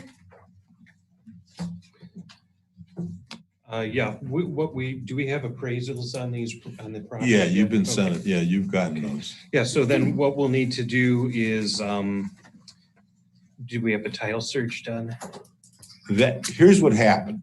This is in the transition between Bill and Adam. I thought we had sent Adam a bunch of stuff, and it turned out that we hadn't. I don't know that we've got the title search. We'll need to get that done. Well, we should probably get an updated one Yeah. anyway. So once we have the title search to determine who needs notice, I will get a resolution before you to initiate the process. It'll have to go through public hearing and then all of that. But We'll get it on the May agenda. Yeah, We'll get it'll it be on the on May for agenda. May. Okay. Speedway's Right. they're willing to sell. We'll see if they're a willing seller. There may be a different definition for that, but it's on their list. So now the strip mall, we've got somebody moving in there. They're getting it cleaned up. He may have another occupant. You still want me to pursue that? Is he selling from the food truck or what? He's selling from the trailer. Well, he sold from his trailer before, Well, that's what, yeah. but we're not allowing him in the building until all the soffits are done. He's been working with code enforcement and Brian. Okay, I don't know if he's selling from the food truck or not. I don't know the answer to that. He said he was gonna open on a Saturday and he didn't open on a Saturday, so. Is there a difference between a food truck and a trailer selling food out of? Other than the common difference of I tow a trailer and I drive a truck. That's all I would say, Steve, but there's no other, that's the only difference it is one's drivable and the other one you got to haul. But we don't have any ordinances one way or the other, as I recall. I may be wrong, but I'm not That's the definitely. first, Pardon? I'm trying to think of all the businesses in our community, and that's the first one, at least I'm aware of, I've seen, that had put up just a trailer to sell their food out of. Yeah, well, Rob sells barbecue on Saturdays right. with Out on the table. out in the parking lot. Yeah, they cook out of the trailer, the barbecue. Yeah, and then he sells. The meat and everything right out there in the trailer. Yeah, but that's a different thing. Okay. We've not had a lot of demand for that kind of stuff, but it may be that it'll happen in the future, something we need to take a look at. All right. This gentleman participated in a number, I don't know if he was in all of them, Mike, but a number of your farmers markets, the Filipino vendor and stuff. And he's looking to get somebody next door to him, another customer vendor with pierogies. Thank you. I wanted to say punchkis, and I knew that wasn't right. With pierogies, and but we've been struggling with getting them to comply with permits and getting licensed contractors. Right. They were doing the work at night. Now, some of the work that he did inside didn't require a permit, but then he started doing work on the exterior of the building. Because basically what he did was he went in and cleaned up where the old pizza place was. So there wasn't one moving walls or doing anything like that. So that doesn't require a permit. That's just a cleanup. But then he had to fix the soffits, and he took a permit out for the roof. But he didn't have a licensed contractor who we had to get their bond going. Kept blaming the town. And we told him, no, that's not exactly true. It's not, it's the town's requirement that you have a licensed contractor. Stopping the work is the only thing that got the property manager and the owner to understand that we weren't fooling around. Who is the owner of that? I don't know who the exact owner is, but the property manager is in one of the southwest suburbs. I don't remember the name off the top of my head. Yeah, we talked about the property manager. Yeah. We were trying to inquire who was the actual owner. Yeah, I don't remember off top of my head, Steve. I'd have to look it up and let you know. It's not somebody that's name is at the front of my mind and stuff. It's been. When you do happen to look it up, could you? Yeah, I'll find it for you. Thank you, I appreciate that. Next item is a bid award for new business, Public Works dump trucks. I'm seeking a motion to authorize the purchase of 3 Ford heavy-duty dump trucks and snow and de-icing equipment at the net amount of $298,960. The RDC portion be paid from the Calumet Sheffield TIP allocation. I so move. Have a second? Second. Discussion? Roll call. Bob, Aye. Alan, Aye. Eric, Aye. Steve, Aye. Mary. Aye. Next, we have the Public Works excavator.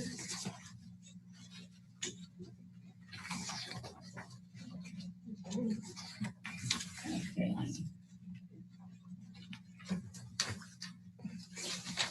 I need a motion to approve the purchase of 2021 Uchi mini excavator at the amount of $12,500 from Mechanic Equipment from Stormwater Operating Fund. So moved. I'll second. Any discussion? Roll call, please. Bob, Aye. Alan, Aye. Eric, Aye. Steve, Aye. Mary. Aye. Do we have any and all? Yeah, Mary, I'd just like to say, went to Doc's yesterday to welcome them back to town. Oh, yeah. Talked to Brent right here. He was ecstatic. I don't know if he was ecstatic. He didn't do any cartwheels. He was very happy to see the progress with the ball fields across the street. And we got Yeah. to talking about all the economic development that youth sports brings to businesses such as theirs, potential other restaurants, hotels. He even volunteered to come make a presentation with statistics, facts and statistics to support that, if we so choose. But I just wanted to share that Brent was very happy that we're making progress. Yeah. You know, Brent's he's our appointment to the Convention and Yes. Visitors Bureau. And I'll brag a little bit to cover up some of my screw-ups. I wrote the proposal to bring the first Youth World Series to Northwest Indiana when I worked for the NSA as a part of my summer job. And the Convention and Visitors Bureau has understood that that's one of their niches, bringing in youth sports. They used to have, one of the big things they used to have was the bowling tour up at the north end and stuff like that, the pro bowling tour. But the youth sports, the beauty of it is the kids can't get there by themselves. So they bring mom and dad and all the little rugrats, the siblings, and more important, they bring in grandma and grandpa for a lot of these things, because these World Series and some of these tournaments are multi-days. The World Series is basically a week long. And it generates a lot of beds in hotels and a lot of activity for stuff. And Munster became a site for an age group and stuff, and it made a big impact on the local restaurants and stuff like that. And we spread it out, different age groups and different things. So hopefully, once we get this thing fully going, when it comes time around to go to Northwest Indiana, we can put our pot in and get a week's worth of tournament work here and stuff like that, along with other stuff. At length about, I mean, when it's fully up and running, there's no reason that every weekend we're not bringing in tournaments, bringing people from out of town, That's some of the showing them things. what Dyer has to offer. Some of the things that Mike and I have talked about is working with girls softball and stuff like that. Well, and baseball. I don't care Yeah, if it's but I'm saying baseball, girls anybody softball that in wants terms to of come. their occupancy of the park, different days. And now as we start to develop and refine what's going to go on at Northgate, there may be some changes that we can make that may or may not be as impactful. Because we've got and those are things, those technical things that the stormwater board's looking for, but we want to get all these things moving in line and doing stuff. Many good things are happening in Dyer. Because right now, all the soccer is still at Central Park, and that's where it'll be for the foreseeable future. We also talked at length about the advantages of indoor facilities and then making that same draw but year round. Yeah. And I encourage this council, this board to think big. I know our residents are all chomping at the bit for a community center, and I know it's a large project, but I think it's something that we need to put on the radar and budget for. Because again, as an economic development engine, I see great benefits. And community centers are tough to operate in terms of, that's the nut to crack. Maryville got a big thing from the Dean and Mr. and Mrs. White Foundation, where they got most of that built. It's just the operations. Right. But getting the private sector in to do that kind of stuff solves lots of your problems. That's what's in Crown Point with the Sparta Dome. No reason that we couldn't have a public partnership like they do in Crown Point. Yeah, I agree. And just for the softball real quick to follow to, last week we just got reached out from the ASA from a person reaching out asking about Central Park for October, actually, for a weekend for a showcase. So it's getting out there. A motion for adjournment, So moved. second? Aye. All those in favor? Aye. Thank you. Next, we have the town council work session. First item on the agenda is town hall renovation update, which includes boiler, HVAC, mold remediation, clerk's office, wall removal. Well, the boiler work started, and that's finally underway, and that's just a couple doors down.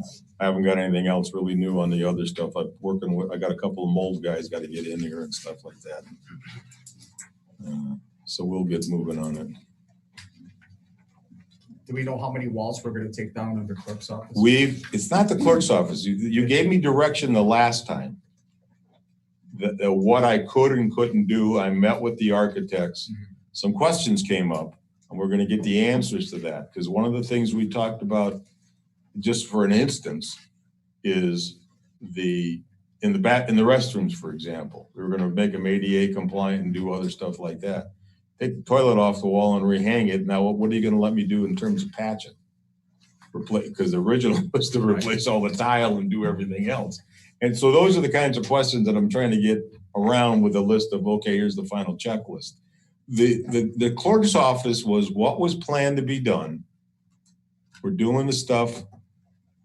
Again, it's a long line, and we're doing some things I got marked as add alternates, so you can consider them as you go along, and we'll put it out to bid. It isn't just.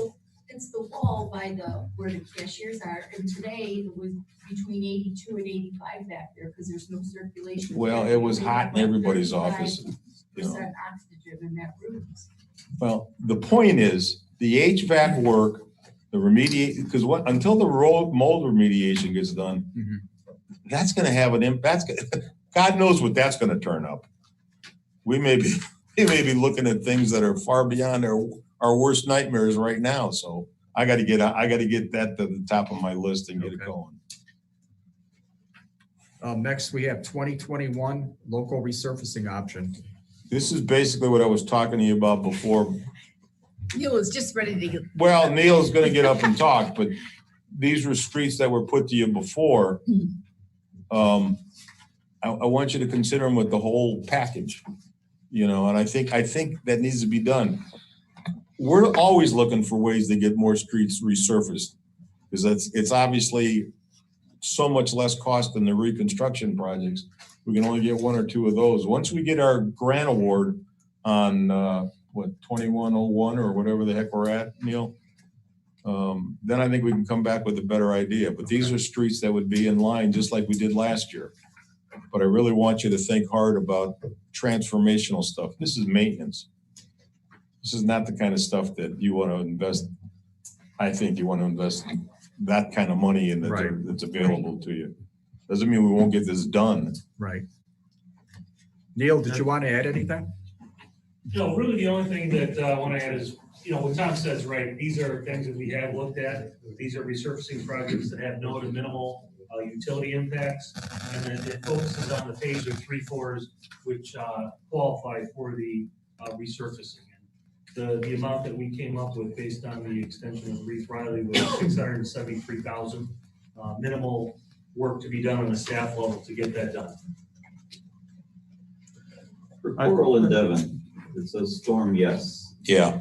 We have some minor storms to take care of over there, but it's less significant in terms of scope than what you have on AB and Harrison south of 215. We had a meeting, which Neil gracefully got out of because he had a conflict. But was it last week? Week before, yeah. Week before last week. We had Frank and I, Jeff and the guys from Public Works, but we had Ron Hunter from the Storm Board and Thomas Burke and the two engineers from these, Joe Peters and John Phipps. And the concept was all the projects. We're putting together a massive spreadsheet that takes all the different boards, what they're doing, and coming up with stuff so you have an overhead view of what's going on.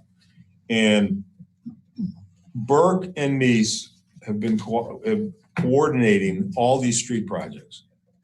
And Thomas has got the numbers and the scope of stuff that if we're not doing it as a storm project, Neil includes them in the street projects and does everything else. So all that work is being coordinated. And we're hoping to have all that stuff ready here in the next 30 plus days. We're getting some timelines put in there, refining some estimated costs and stuff like that. And there may be some ways, because I'm cognizant of the need where we're at with the utility rates. And I will tell you, I will speak out loud, and I don't want you to take this to the bank, but Frank and I have been talking. If our bids continue to come in as good as they have been, we may, because here's the problem. The two projects we got left out of the first tier of projects are the two big ones. All right, so that's got to get done before anything happens. But we may be in a position to reduce our short-term needs for capital in the water utility so that we could slide in the 45 cents, which is gonna happen no matter what. With the understanding that you're not getting a 10-year pass, but you're getting that 45, because next year, after this year, it goes up a nickel and a dime. That's nothing, okay? But we can do that kind of stuff, because remember, we were asking for $1.25 million for water, for all 3 utilities. And if we can ease up water, that'll be fine using some of the excess bond money, because we wrote the bond issue that we could do local infrastructure projects and things like that. But we can't make those decisions, final decisions, until 60 days out till I get the bids. But if they come in, heck, if they come in 20% like some of the other ones have, we'll be in good shape for a couple of years. That'll give you some breathing room Right. on that. That's It good doesn't news. tell you, that doesn't help you out on storm and sanitary. Right. But I gave you one option on sanitary for tonight, for long-term stuff. So that's where we're at. As a concept, we've talked about this before, and I'd be interested to hear what the rest of the council thinks. I endorse the one-day program. It makes sense. But at some point, if a resident's street is more like an alley, if I'm that resident, I don't want to hear that we got you 2 years from now, we're going to do all your stormwater, all your utilities. It's grinding and paving doesn't cost that much to fix some of these roads. We've got some embarrassing roads in Dyer, especially where Councilman Starkey lives. I know he gets an earful from residents in Northgate, and I get it. The ABC streets, 215, these roads, unless we can say that we're going to do them this year or early next year, I support grind and repave the 1s and the 2s before. I see some streets on here that are listed as 4s, a Paisley rating of a 4. And when I look back at the document that the last email that I got with the Paisley rating was actually, it was in the yellow. It was a 5, I believe, some of these streets. But obviously, the Paisley ratings are dynamic and they change. Obviously, they change, but that means that the 2's changed also. We've got streets in Northgate that the original owner lives there and says it's never been repaved since the day it was paved. I support, and I'd be interested to hear what anyone else thinks, that we grind and repave some of these streets that are of the worst quality. I agree, and I thought we had a discussion last meeting on, especially Harrison. It's terrible there, and the priority should advance it because of the school system right there, Prospect School. Harrison's a subject of a major storm work. The question then is, can we not move, like using Harrison as a good example, it is going to be subject of a substantial amount of investment by storm. Let's look at moving that up on the list, because part of what is happening is the utility boards, because they got to have some capital dollars to move some stuff. You have been subsidizing storm in particular. The community crossing grants are great because I can get some of the storm included into the grant. I can't do that for sanitary and water. So when we get $1 million, we get 700 grand for, that stuff. It helps up on storm, and not been hitting storm, but storm's looking at some big projects. We're trying to get this all around, because the storm board, if somebody says, well, 5 years is a good thing, I'm not sure I agree with that. Well, I'd like to look at other ways to skin the cat, but I also can't agree to the other extreme that we're going to do this, and in 3 years, let's look at maybe doing some other kind of work and stuff. And I agree with you. We've got a lot of crappy streets. We've had them for a long time, but we're getting the 1s and 2s down to a manageable few. Let's look at what needs to be done there and figure out how to take care of it. And then you can do some of those things. We'll look at that stuff. We are, Deal, you want to step up? We are planning to do that worst section of Harrison this year as far as some patching. This like we did last year. No, I think we're good. There was a section there we were going to mill and grind. Yeah, what we had discussed at the last meeting was to look at Harrison from essentially 213th, accepting the storm area north of there up to Protzman that's just recently redone, and then using our held quantities, and it was going to be right around $100,000, and that was going to be able to be taken care of from the underbid that we got in a good way from the 2020-2 CCMG, because those projects also came in under budget due to quite aggressive bidding from asphalt contractors. So that is, unless I'm mistaken, ready to go. No, we wanted. to go. Reith Riley's agreed to hold their price on that. And what was the storm work on this section, or is this outside where we have storm work? There is some storm work out there. There's also some sanitary and water, but it was looked at as, from my recollection of that discussion, is this is a temporary situation, but something that needs to be addressed immediately.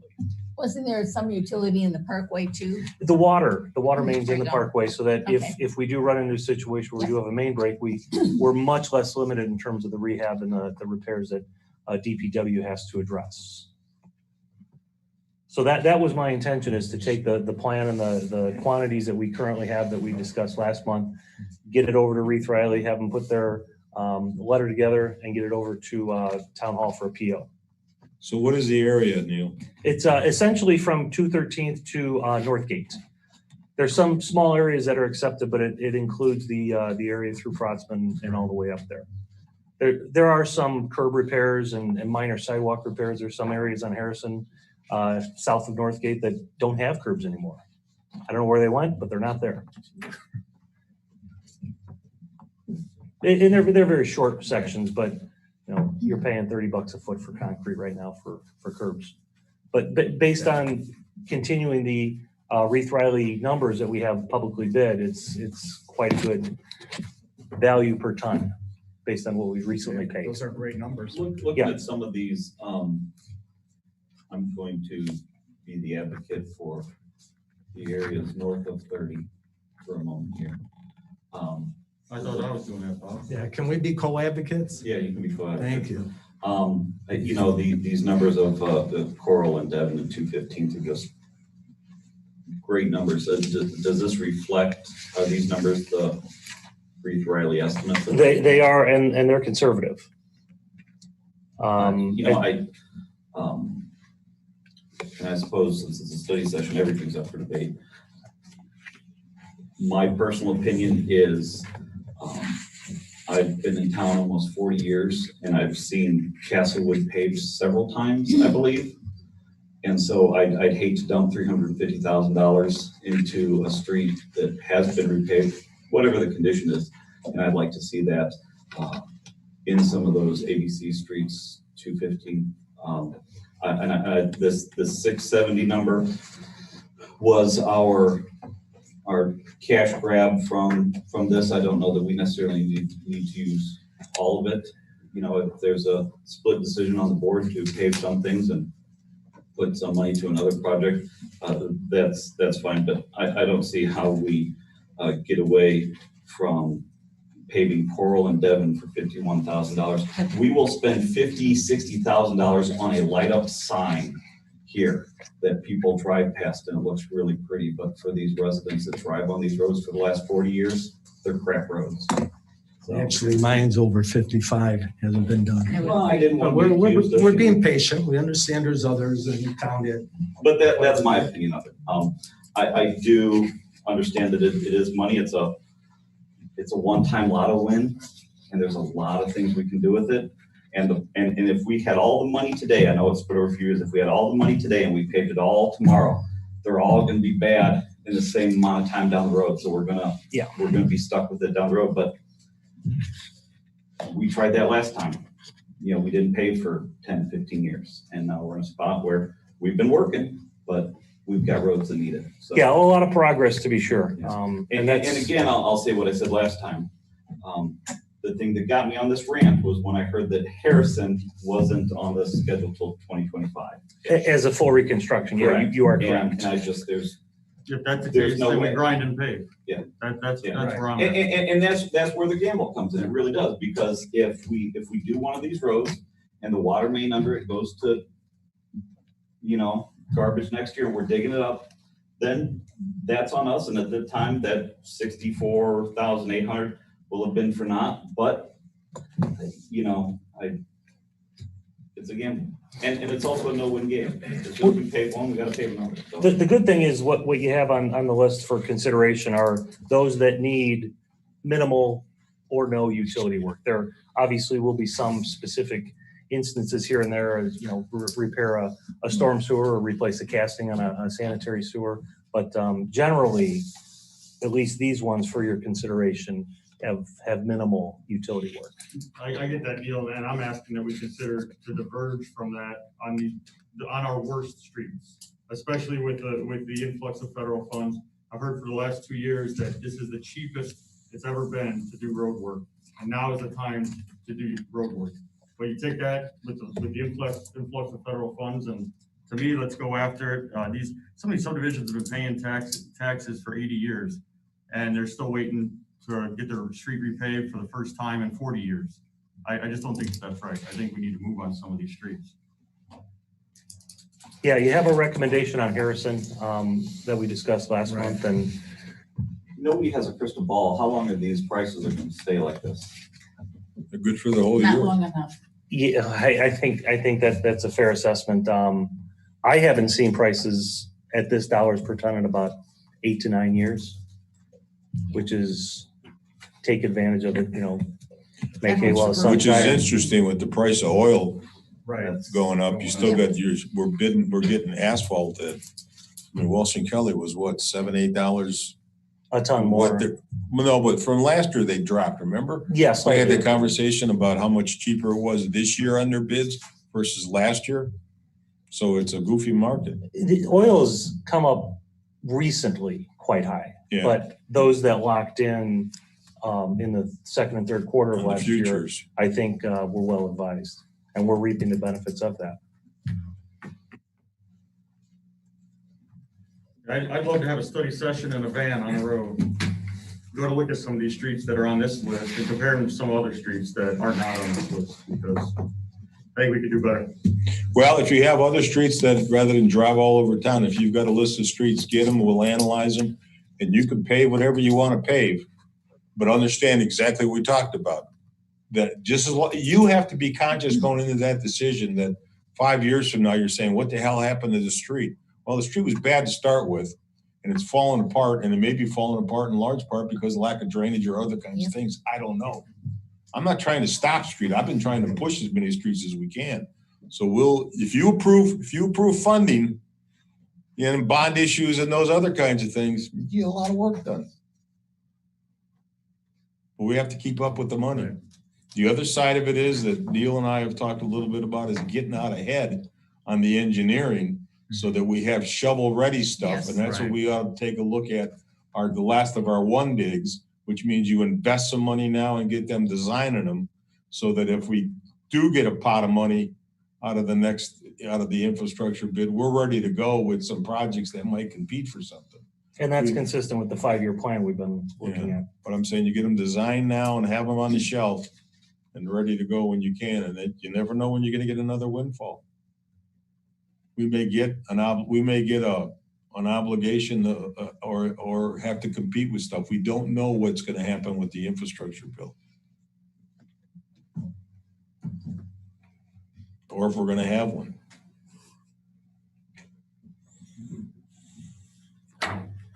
Well, we definitely know we want to move forward with Harrison. All right, we'll start getting that ready to go and I'll find funding for it. Okay. And this list here, I don't have a problem with it. You've got a good mixture of north side of town, south side, central. Well, that's I don't want to look at geography. I want to look at road conditions. Yeah. That's exactly the point I was going to make, Eric, and that's exactly right. Looking at the PASER ratings of 3-4s and then taking anything that has utilities or that are already scheduled in that 5-year plan for major reconstruction. Once those are out, between this and what you have considered for the later this year 2021-2 CCMG of Summerhill, Hawthorne, Win Hill, Autumn Harvest, and Crestview, which essentially finishes that area up. Again, utilities are in great shape. It's just maintenance resurfacing.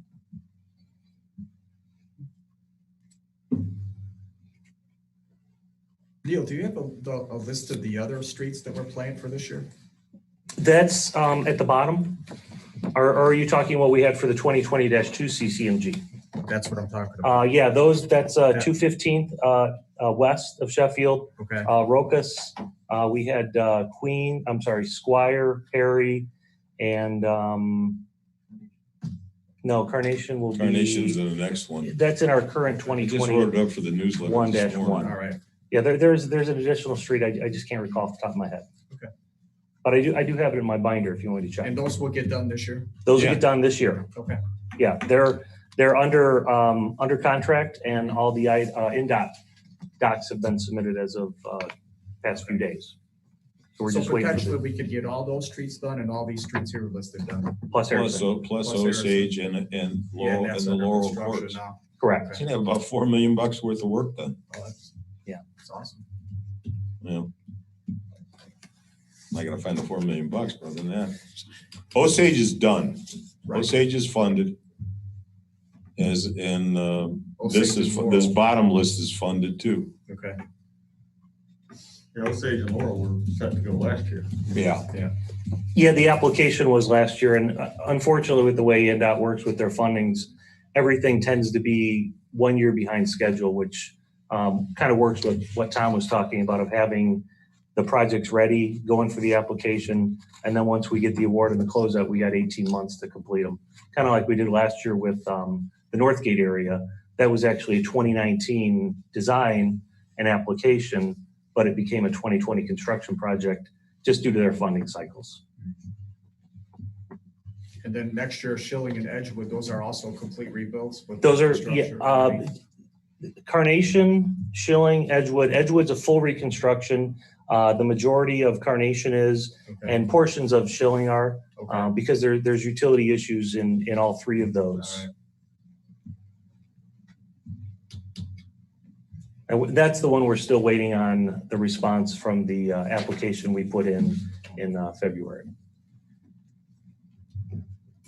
Thanks, Neil. Any other questions? Neil. Okay, thanks so much.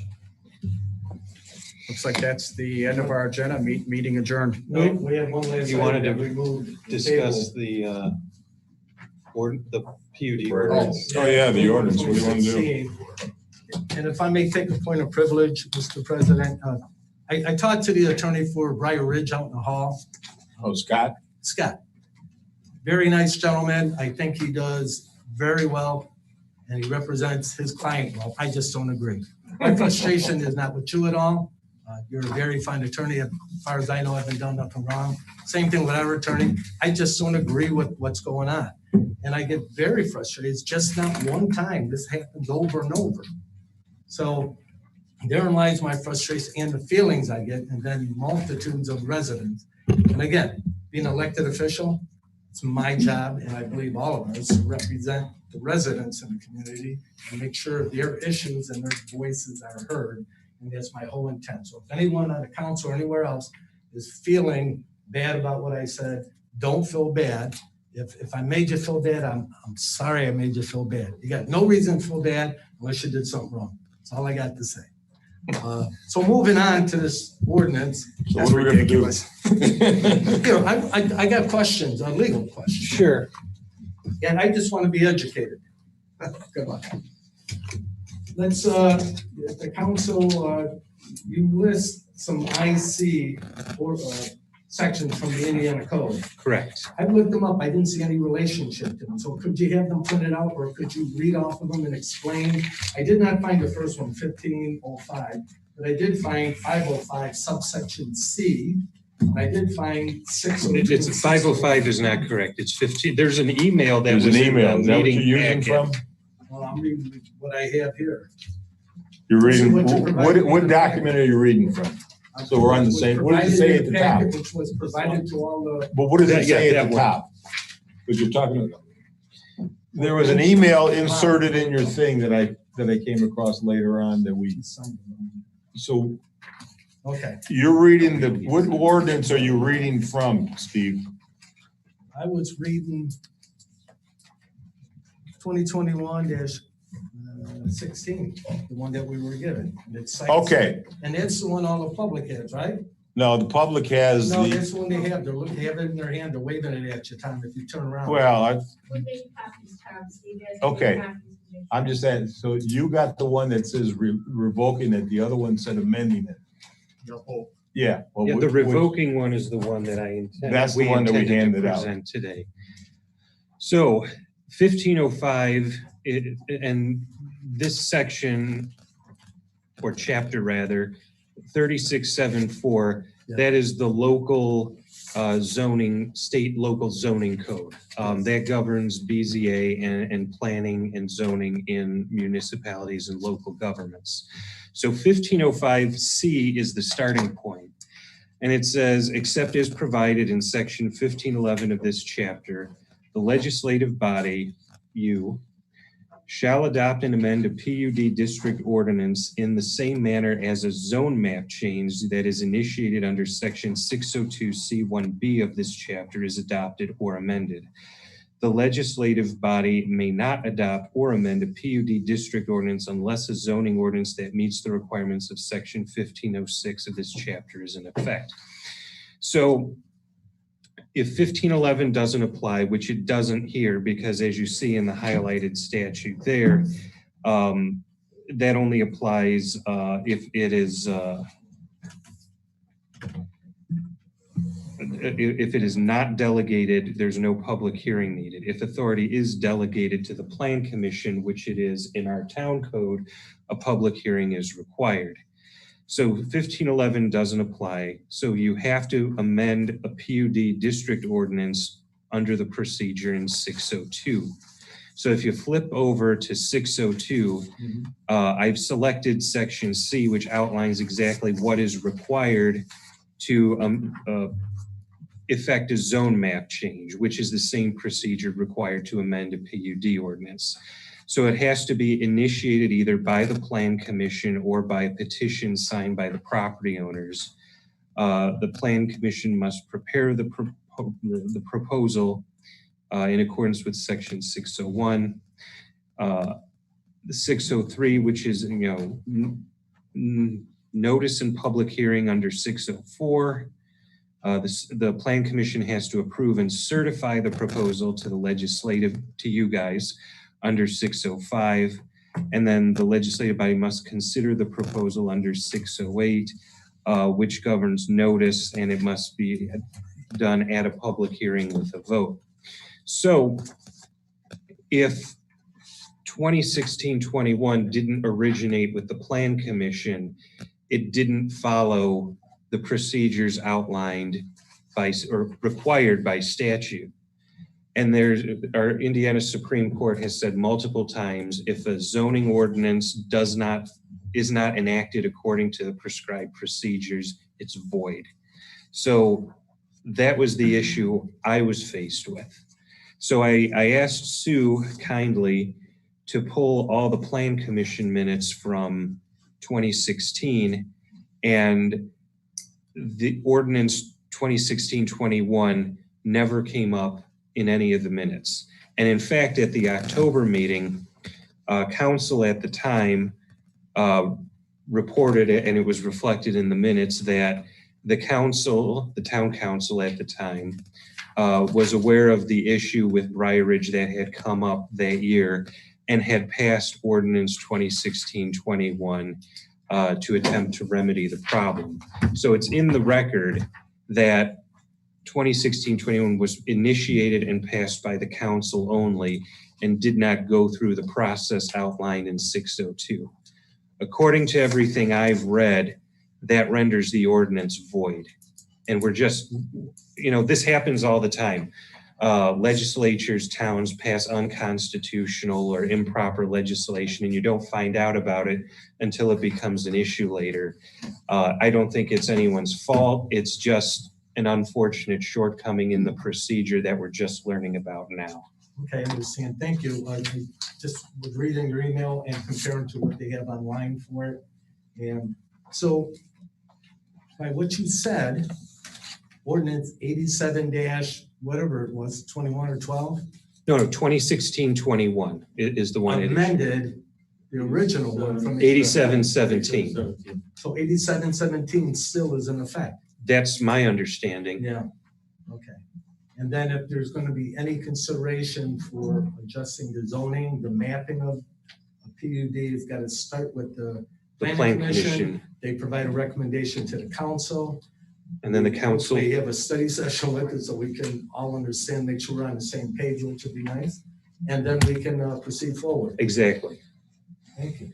And the one more point I want to clarify, the suggested ordinance to repeal is just to clear up the books. You don't need to take any action to get, to void an ordinance. If it's void, it has no effect. And the repeal would be just to say, okay, we're getting this off our books. Okay, so That was the reason for putting it on there. That's what I thought, eliminate confusion for Exactly. council. could we have a copy of the ordinance that is in effect, 87-17? I just wrote that down. I have one too. You got it? But You already I'll know let you I'm gonna say. ask for it, but yeah, I need to know what we have, and I think everyone should know exactly what the verbiage is. If you're feeling tired, it's good reading for them, because all it does is it describes in words what normally is done through a map. So it's like a 40-page description of the property. Bunch of I legal. could use help sleeping and I'll read it. if you provide Well, that was the map, that was the other part of the map that everybody was looking for, and I think Brian said he has found something.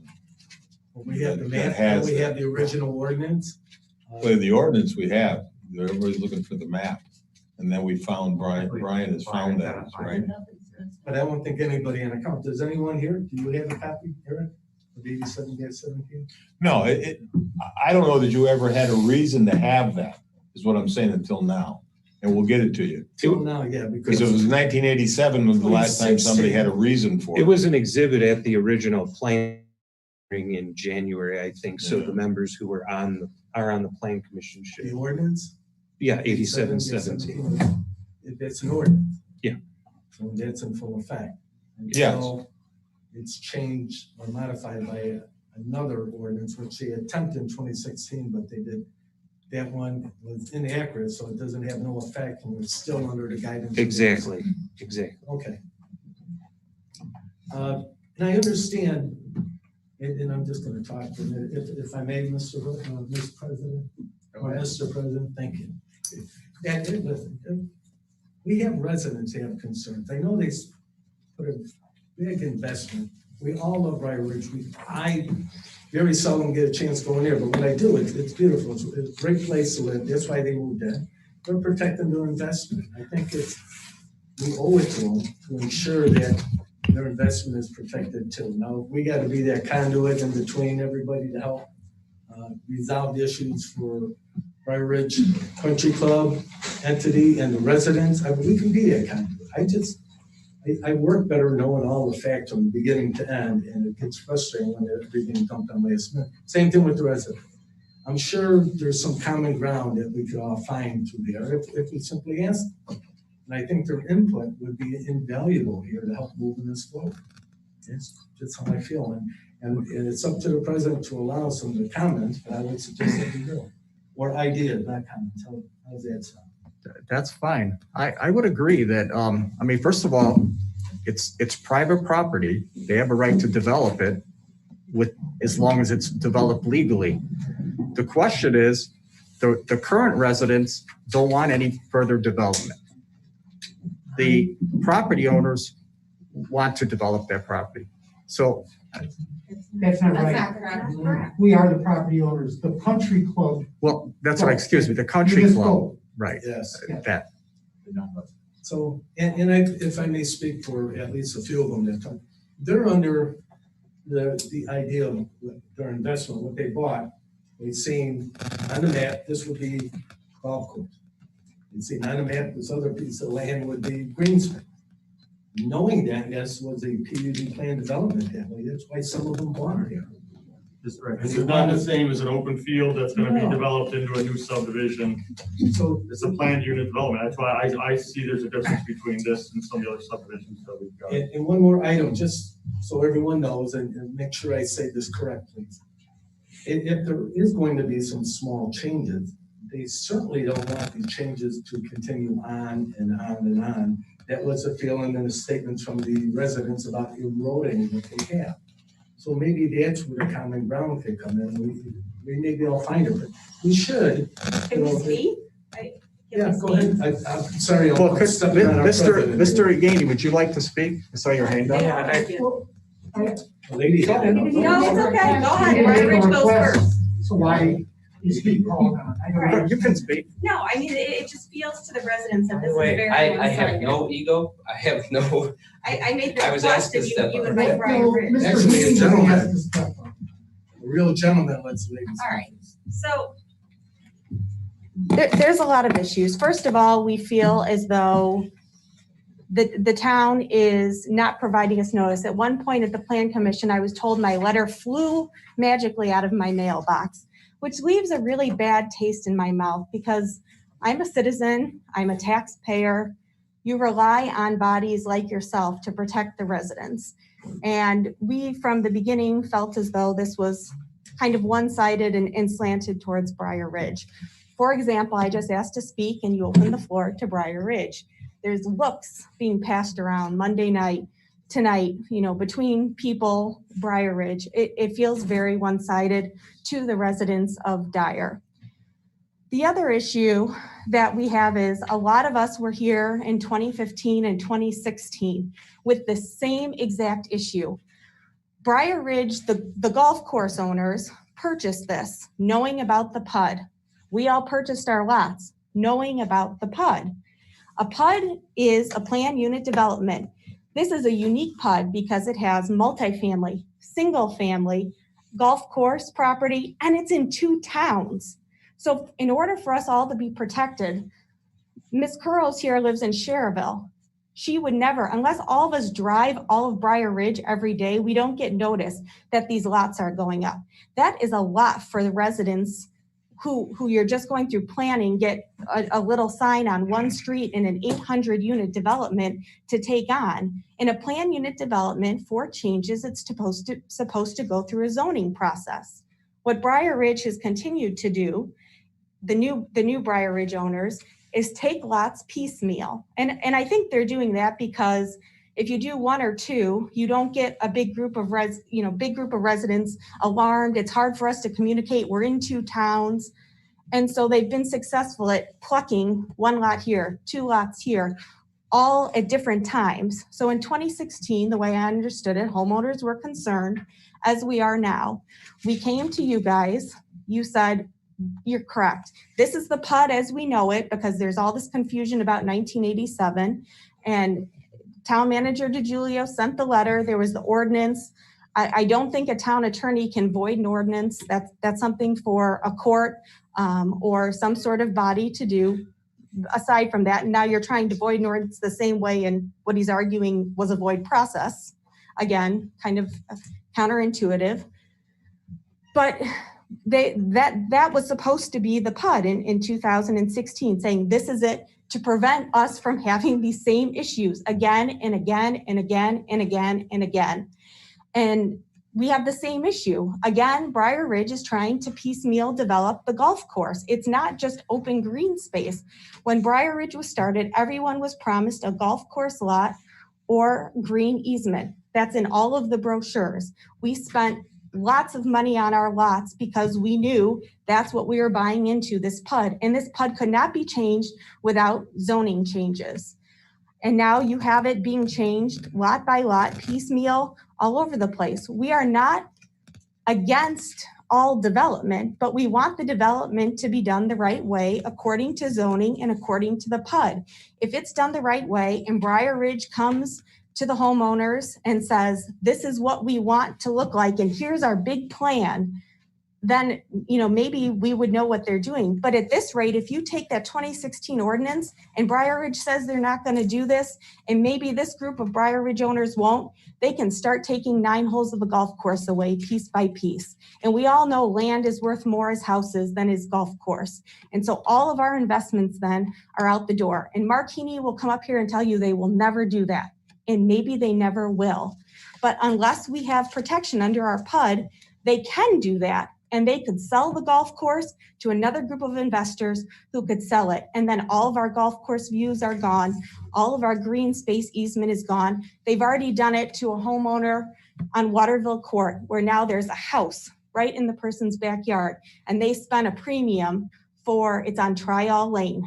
The house that's on Waterville Court on Trial Lane, they put a house in the person's backyard. So they paid a premium for a golf course lot that was proposed to be always a golf course in the backyard, and now they have a home behind there. And that's what you're seeing bit by bit in Briar Ridge. And it's allowed to take place because we don't have the ordinance protecting all of us and saying this is the plan unit development. It can only be amended by that way. So we're asking you to please protect our investment.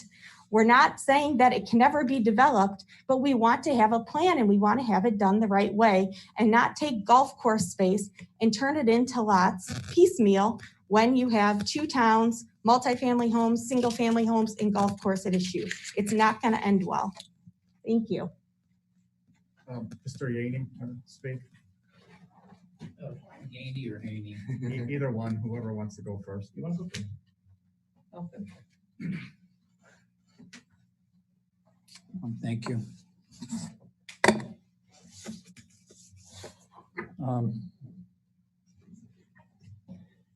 There's just a lot here. The comment was made that the quote new owners are plucking because they don't want a lot of people here. The fact of the matter is that we have Briar Ridge has developed five lots in 6 years.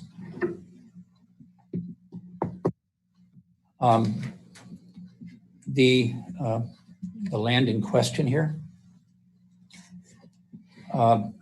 is actually a continuation of homes that go down. Dr. Kondamori is the last home. There's land. It goes this way. The country club owns the land. And the proposal is to continue down to the corner. Nobody's view is blocked, actually. Not a single person's view is blocked, period. It's standing at this podium in a meeting. They said they're just going to, some advocates said they're just going to turn down and go down Country Club Hill, Country Club Run. No, we're not. We're building the island. No, we're not. This proposal was drafted, came out of a public process, a club public process that included 40 people. I can give you their names. 40 members and who are also residents. 40 people. We had 1 year of meetings. Subcommittees were blocking views. I don't remember them all, but blocking views, and they just a number of them that had to do with issues that people were raising. We met for a year. This came out of that process, and the condominiums that we talked about that we wanted to build on the open space, that came out of it. By the way, we wanted to build the townhomes on that space because we wanted to, specifically, the board wanted to have additional housing stock for older people to stay in the community. Tom Boyle worked on it. Call Tom, talk to him about it. There was a density issue, which I think was misinterpreted, but in any event, that's been pulled. This is 7 homes that go down. I'm a real bad golfer. I'm pretty bad. I've played that course for 30 years. Not in the history of Briar Ridge Country Club has a golf ball ever been on that land. Not ever, one time ever. In other words, when we talk about it as golf course property, it's as though we're taking holes and moving them all over. All we want to do is we want to build an island green. That's what we want to do. We want to build an island green. We want it to be really pretty when you drive in there.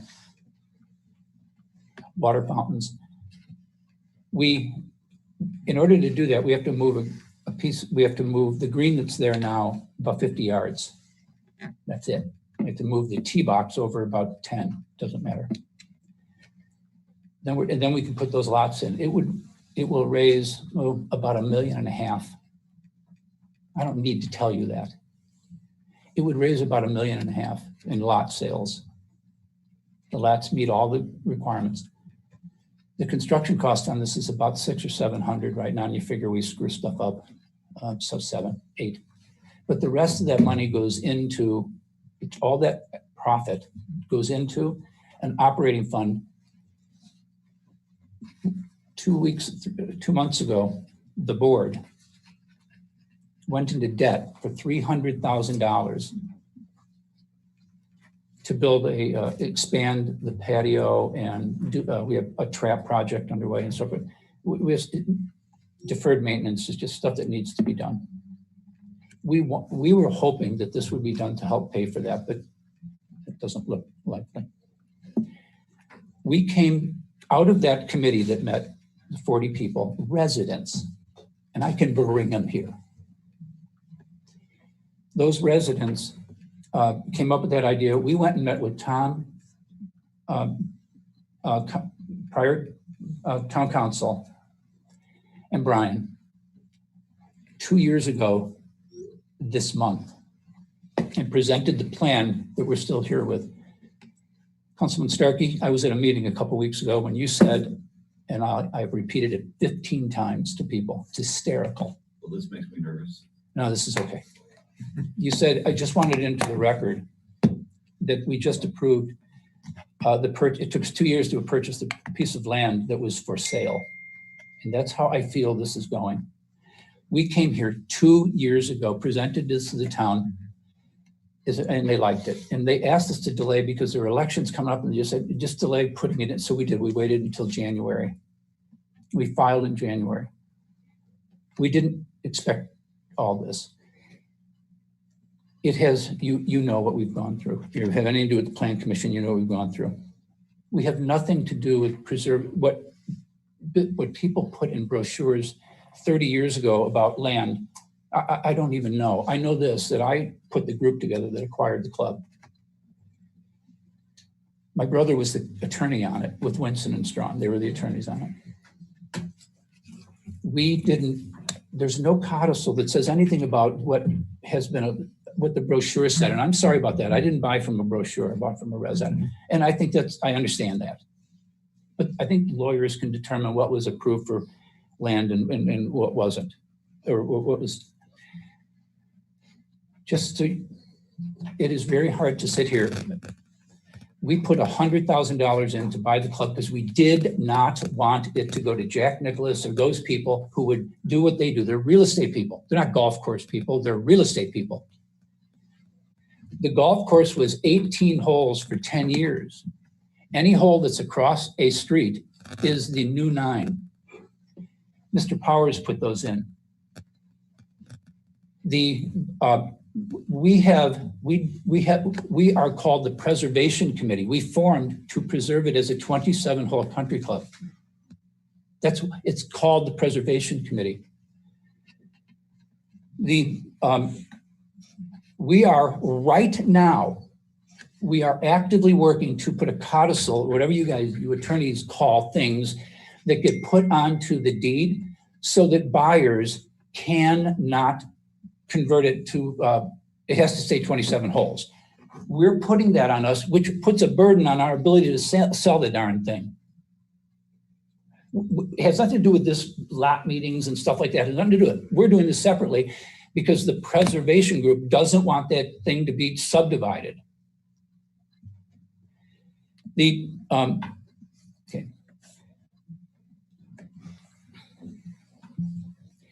When we met with the town 2 years ago to present this, Tom rightly said, guys, you've come in, this is 2 years ago, you've come in the past 3 or 4 years now 5 times.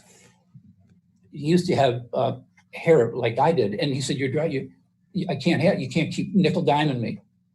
And we agreed. And what we said is, let us put this through, these 7 lots in the townhomes. But then we will embark on a strategic planning process.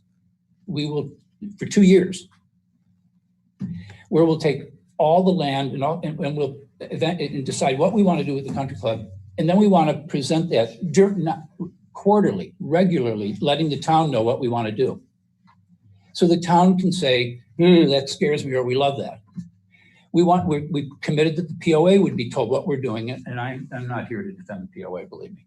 So we're going to let the POA, they'll be involved in it. In 2 years from now, we will come back in with a grand plan. Do it now. So I can't do a long-range strategic plan in 2 years. I cannot do it overnight. It's not going to happen. So all I'm telling you, every single thing I said is true. And I stood here last week and people sat there and somebody said, I don't tell the truth.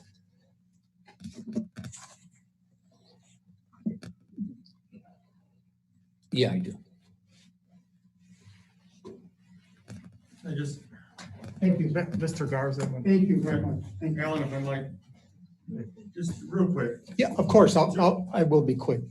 Oh, I'm sorry. The quote from Mr. Starkey was out of context. The quote from Mr. Starkey backs my point that if I am an elected representative of the residents here and for 2 years, we've got to try to get our town administration to purchase some land that we've all unanimously wanted to purchase. But when I see certain people from Briar Ridge leadership want something, it gets put on the agenda immediately. That's my problem.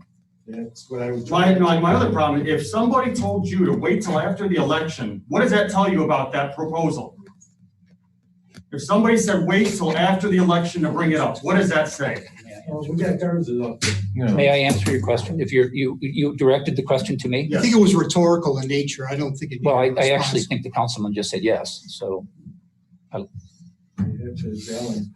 Go ahead. I didn't question, I've worked with the town for a long time. I didn't question it. They said that I took it as being they're busy. They got a lot going on. There's going to be, in the middle of what we'd be doing, there'd be change. We didn't care. We were fine with that. All I'm saying is we were trying to be accommodating. And as to the Briar Ridge getting something on the agenda, do you know when I got that ordinance? When I walked in.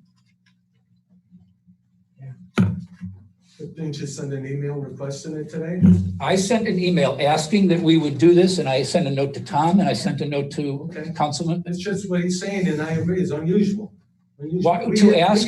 And Councilman Schultz was very correct, saying if this was an emergency issue, in our feeling, in our opinion, it's not that much of an emergency to have an email and then immediately put on here. We've got many other issues. In my view, again, it's probably proper for anyone, whether it's your entity or the residents, to ask to have it put on the study session so we can have this legitimate, good debate. And through the debate, I'm hoping everyone gets educated, because I know I'm getting educated tonight, but I'd like to hear from Mr. Garza. The councilman, what Adam said is that it really doesn't matter whether you repeal it or not. The fact of the matter is you have an invalid ordinance, and you still do. But we have a valid one from 1987 with the man. Which, if it was applied, we'd be those homes. I appreciate your opinion. Thank you. Mr. Garza. Thank you very much. I do have some quarrel with the history has been recited by Mr. Heaney, but I need to address something else first, and that is, what was the intent of this town council in 2016 when they passed that ordinance? The intent was. It was a rhetorical question, ma'am. What was the intent when they passed that ordinance in 2016? And that ordinance was intended to prevent what's attempted to be done by Briar Ridge. That was the clear intent. And now Mr. Cedia argues to you that form should override intent and substance. And I think that's absolute nonsense, because it ignores the Supreme Court. Excuse me, it's argument. Excuse me. It ignores the intent. It ignores what this body decided back in 2016 to prevent what Briar Ridge is attempting to do right now. That's the comment I wanted to make. I want everybody to reflect on intent. And as far as intent goes, and what Mr. Heaney has said, I really judge someone's intent not by their words, but by their actions. And what has happened in the past several years at Briar Ridge Country Club? Somebody looked with surprise at the fact that two homeowners, not one, on Waterville Court had the view from the back of their home, which at one point spanned an entire golf home, to other homes, destroyed. And you all need to go there. You all need to go to the corner of Trial and Waterville Court and see what Briar Ridge did to two homeowners. When they had a beautiful expanse as a backyard, what they did was, because it was part of the golf course, they put a cottage home right behind these people's very big, large, expensive homes. Shameful. That reflects their, despite the fact that he says, trust me, we're not going to do this. I've seen what they've done. Mr. Mullins, who lives on Killarney, he had a home in which he had a beautiful view of water, a golf hole, unobstructed view. And what does Briar Ridge do? On a portion of the hole right near a green, they put up another cottage home. Mr. Mullins' view is destroyed. This is not what people bargained for when they bought into Briar Ridge and Briar Ridge Country Club. When Mr. Heaney says that they formed a commission or a panel, they never included the Briar Ridge Property Owners Association. He handpicked members as residents who were owners now of the club. What do you think their motivation would be here? And I want to give you more history. Mr. Powers, I said the other day, was a benevolent dictator. He owned the place. He developed the place. He made it so people loved the place. Mr. Powers would never let this go on, but Mr. Powers passed on. The club got sold for a song during the Great Recession, and 30 people bought interest in it, not all property owners. What do you think their motivation is? Is it the same benevolence that Don Powers had with his vision back in 1979, 80, and 81? It's not. It's profit. They don't invite property owners to their meetings where they're talking about changes. There's a reason why. It's profit. This is all about money, and don't be mistaken about it. I'm asking you to think about the intent that this board had, this council had in 2016, and why they might have said no. Think about the history. Think about the tradition. Think about the intent of Mr. Powers, who developed this, and how that original PUD came into existence. Think about that. This would never be heard of in his time, what's attempted to be done here. You are destroying people's values. You are destroying a look. Imagine yourself, and please, I invite you, go to the corner of Waterville and Trial. If not, I'll bring you a blow-up of what people had in their backyard, a unencumbered, beautiful view, and what these people did to them. And to say it's not going to happen, I'm supposed to rely on Mr. Heaney's assertions that, trust me, this isn't going to happen when I see what has happened. The other day I said Briar Ridge was a gem. They're chipping away at it. If you let them chip away at it, you're destroying people's investments. You're destroying people's lives. And you're turning it over to 30 people who invested $100,000 so that they can make some more money. That would be a tragedy. But what we're doing up here, I'm trying to get it on the map, so everyone will know where it is. And we Yes. can go look. If you had a question. Oh, no, I was just. I'm sorry. Before we have any more residents speak forward, those of you in the room who know how to read a room, I'm the third vote on this. I have a question for our attorney here. I have some questions here. I don't sit on the planning commission. We have 3 members of the board that sit on the planning commission. I'm not one of them, so I have some questions here. 1621. The assumption we're going with is that it is void just based on it was probably. It didn't follow proper Didn't procedure. follow it. So, is it 8717? Yeah. Okay. So, 8717 would, if whoever is requesting, and this is gonna sound awful, but I feel like I'm the presiding judge in a divorce court. If whomever wants to develop the property under 8717, would they be allowed to do so? Or more, rather, do they still have to follow the process that they've been following? What they would have to do is, instead of having to replat the whole PUD, they would still have to go before the plan commission and show that it's a minor change instead of a major change. And one of the standards for qualifying as a major change is reduction of green space. That's an evidentiary question that I can't answer, but a case could be made. It is a major change under that standard. If you, because the area where this new development is proposed to be under 8717 is single family and golf course. It doesn't specify which areas are golf course, which areas are single family, but it doesn't change the character of the development in that way. Does it reduce green space? Does it reduce golf course?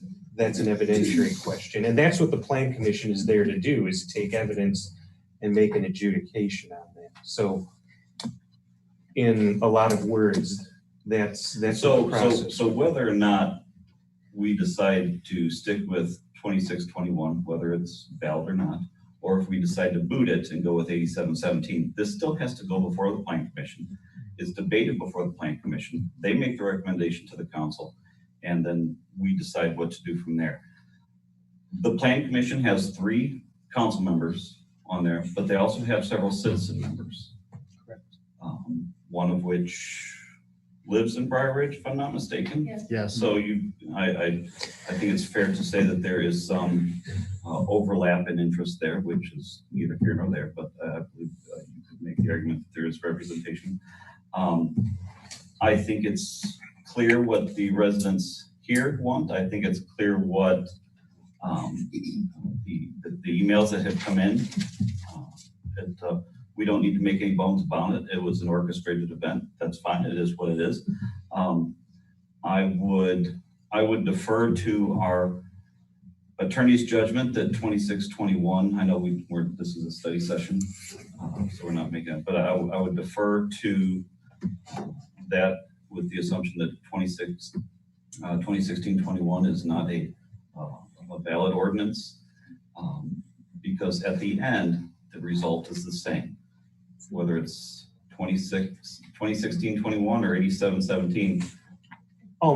It's almost the same. Okay. 2016-21 just says any change is a major change. Okay. But you're right, it still has to go before the plan commission and there has to be that determination. So, Just to add to your question, I pulled the minutes of September 8th, 2016. Harry and I were on the council, and when this came before us, a past councilman asked if the current development includes what the planning commission approved.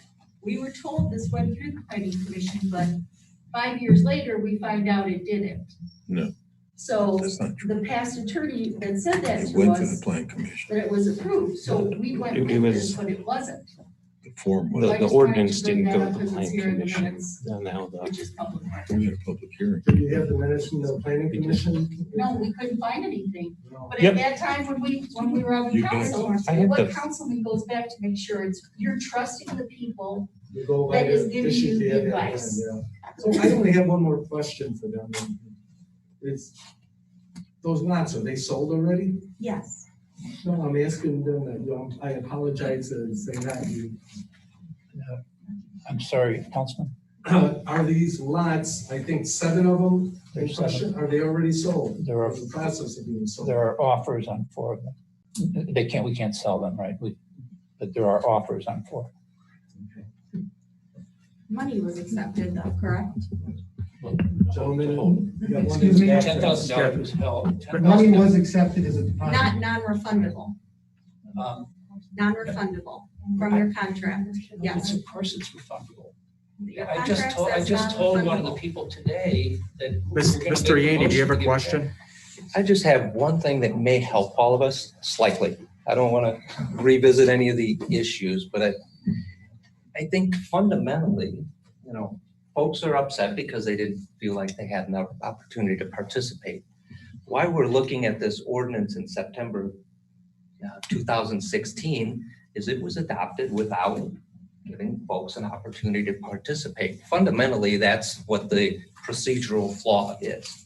Because when you amend a PUD, you have to enact it the same way you would, or you have to modify it the same way you would enact it. And that requires notice to everyone and an opportunity to participate. And so what happened in September of 2016, for whatever reason, and probably good intentions, is that it was taken up at one council meeting, and at that same council meeting, this ordinance was passed that presumed to modify the PUD that was adopted in 1987.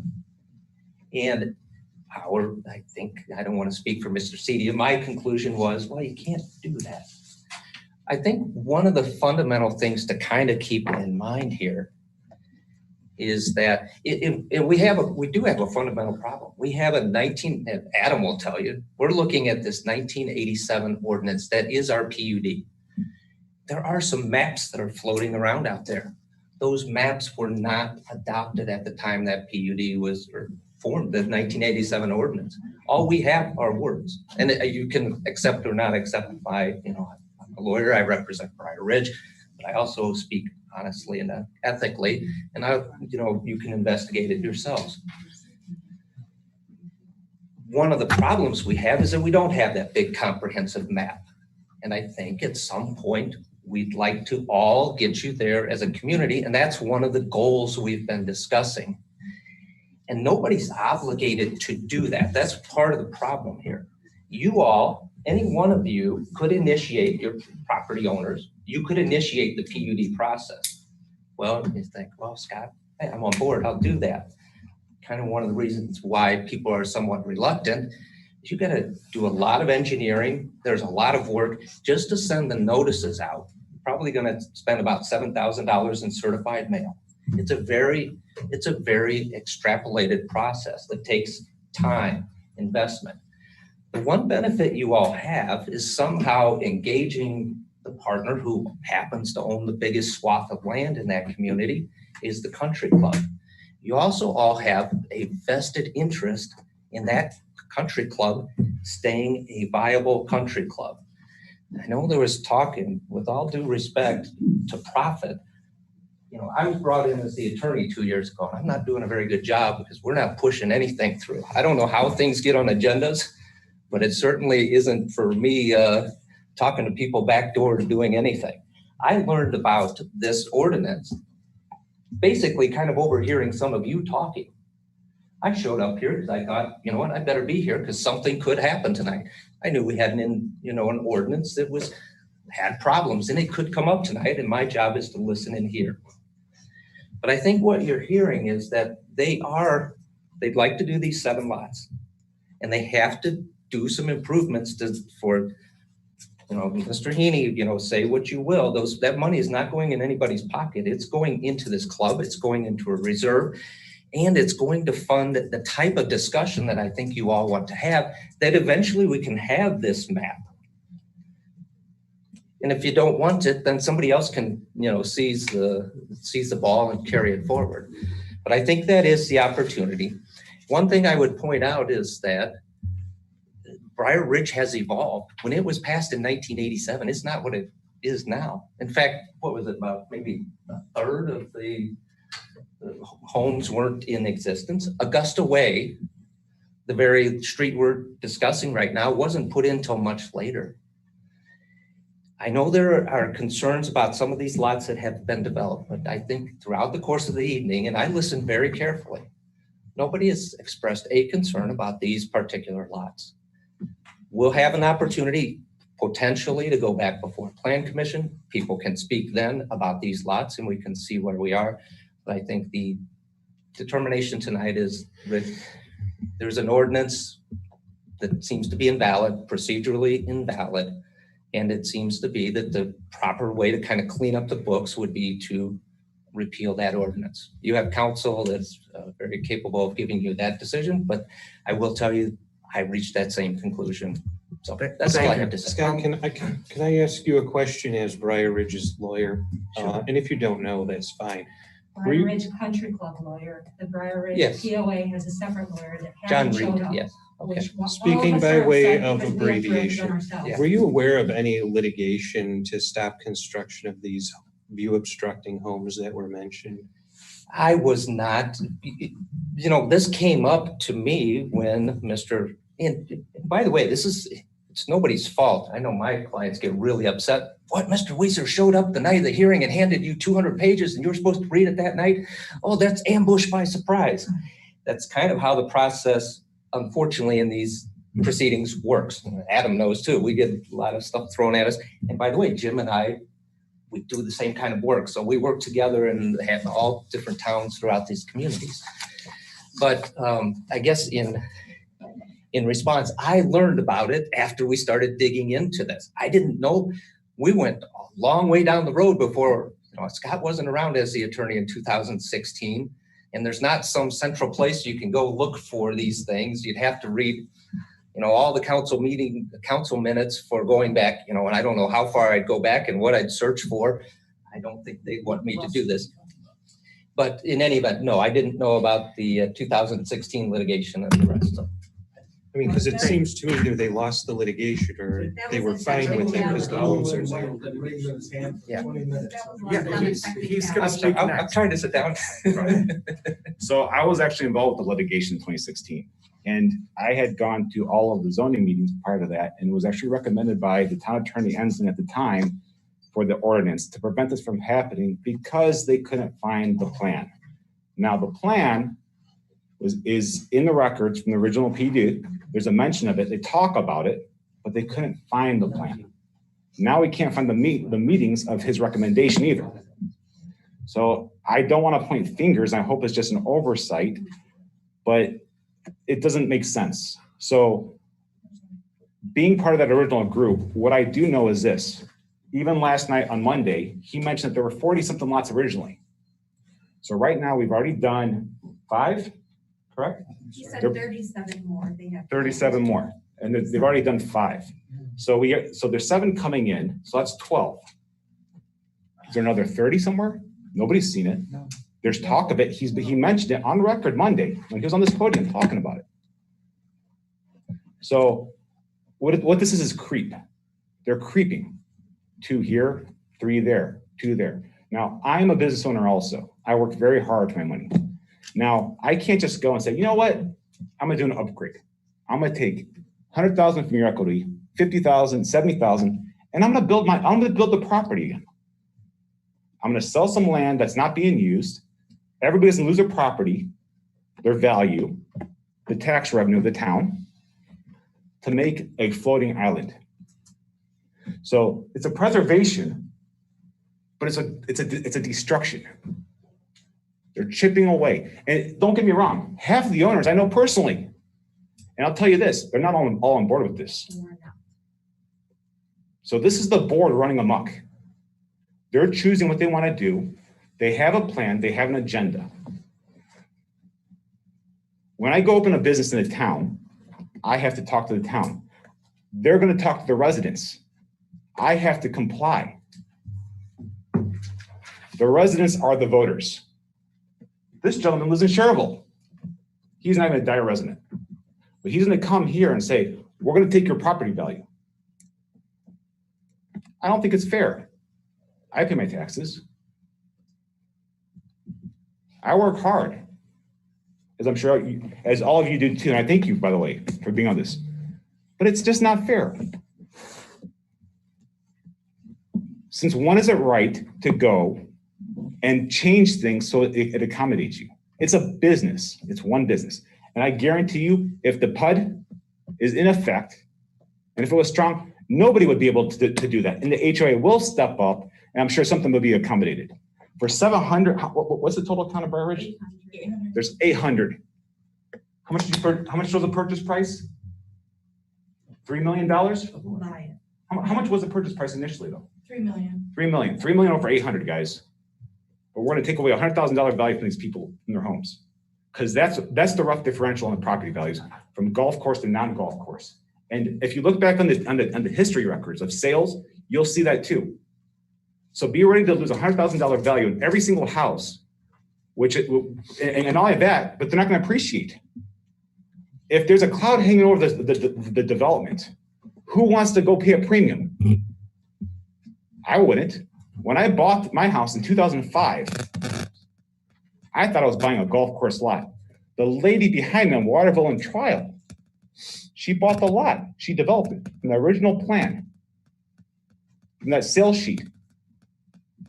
She does not have a golf course view. Her view is the person's driveway. Neighbor next to them, his view is the side of a house. These people paid a premium. It's gonna destroy the whole place. At the end of the day, it will not be Briar Ridge Country Club. And don't get me wrong, I want that country club to survive. Until that happened, I was a paying member.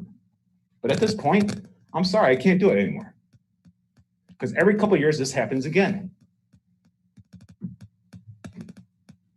And so I was part of that initial legal movement. And unfortunately, with the technicality of what was filed is how it got thrown out. It didn't get thrown out because of any other reason. It was a filing issue. And I believe you can talk with Weezer about that. He originally filed it. This is just wrong, guys. And that's, I mean, unfortunately, I understand some people have positions. I don't know if some people on the board are members of the country club, and that's a personal thing. I'm not going to get into that. But at the same time, think about if it was your house. If you bought your house and there's a house behind you, right? You paid knowing what you're buying. Now they're going to go knock that house down and put a gas station? And I know there was a talk of, hey, 5 more residents, great, extra tax revenue. But is it though, if the values go down everywhere? You're gonna lose more than you're gonna come out ahead. And I'll tell you this, if this keeps on going on, I'm not gonna stay in there. I might not stay in Dyer at that point, quite frankly. Because it's a shame. Dyer is one of the best communities in the area, right? Mr. DeJuligo's done a fantastic job as he did in Munster before too. But it's a shame. It's truly a shame.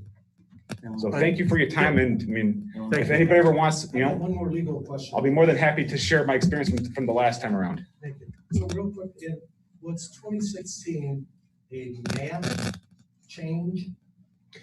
It was an amendment to the PUD, and the statute says that has to be done according to the same method procedure as a map change. So it wasn't a map change, it was a definition change. Right? Any change in there was defined in 2016. It was an amendment to the PUD. I wouldn't say it was changing a definition, but it was amending the PUD ordinance. Okay, because when I read it, it keeps going over and over about the zoning and the mapping. Yeah, because that's the procedure that a PUD amendment has to follow, and it just defaults to zone map in the wording of the statute. I'd like to thank everybody for their patience and their comments. I have one more comment, Alan, please. One more. So I've heard tonight that this is about trust for the residents, and I can't help but point this out. This was the email that was sent to us today at 3:03 from our town manager speaking about Adam's opinion. And it goes on to say, it's quoting from BRCC ownership. That being his opinion, and one with which our attorneys agree, we are requesting that ordinance be repealed by the town council. There's a council meeting this evening. Town council's position having been out now for over 2 weeks, is there any chance that 2016-21 can be repealed at tonight's meeting? And I've heard from 2 people that they had no idea it was going to be on the agenda tonight. They just happened to come here, and they had no contact with the town. And it makes it hard for me to trust you. Really? Scott Yaney, look it up. Check it out. Answer around. I resent that accusation. We're not going to get anywhere tonight. Let's call it a night. Meeting adjourned. This is our time. Yeah. You've already asked questions during the regular town council meeting. I did, We know so I'm you're. denied. So am I denied as a resident to also ask questions? You control the clock. It's up to you. Ask your question or have your, make your comment. Wow. Are you gonna listen to it? That's the part that's interesting, because that's my whole issue. Listen, I promise most of us will, hopefully all of us.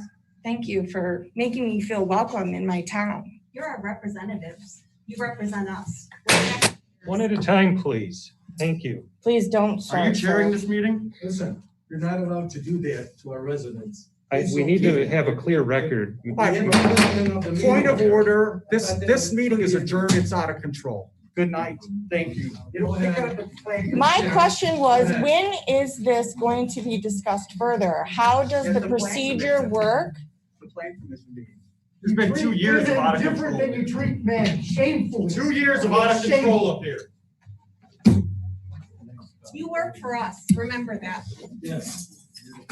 It's been nothing but chaos for 2 years. I think we can do better ways of. A woman steps up and someone gavels, And an closes our attorney meeting. gavels his name.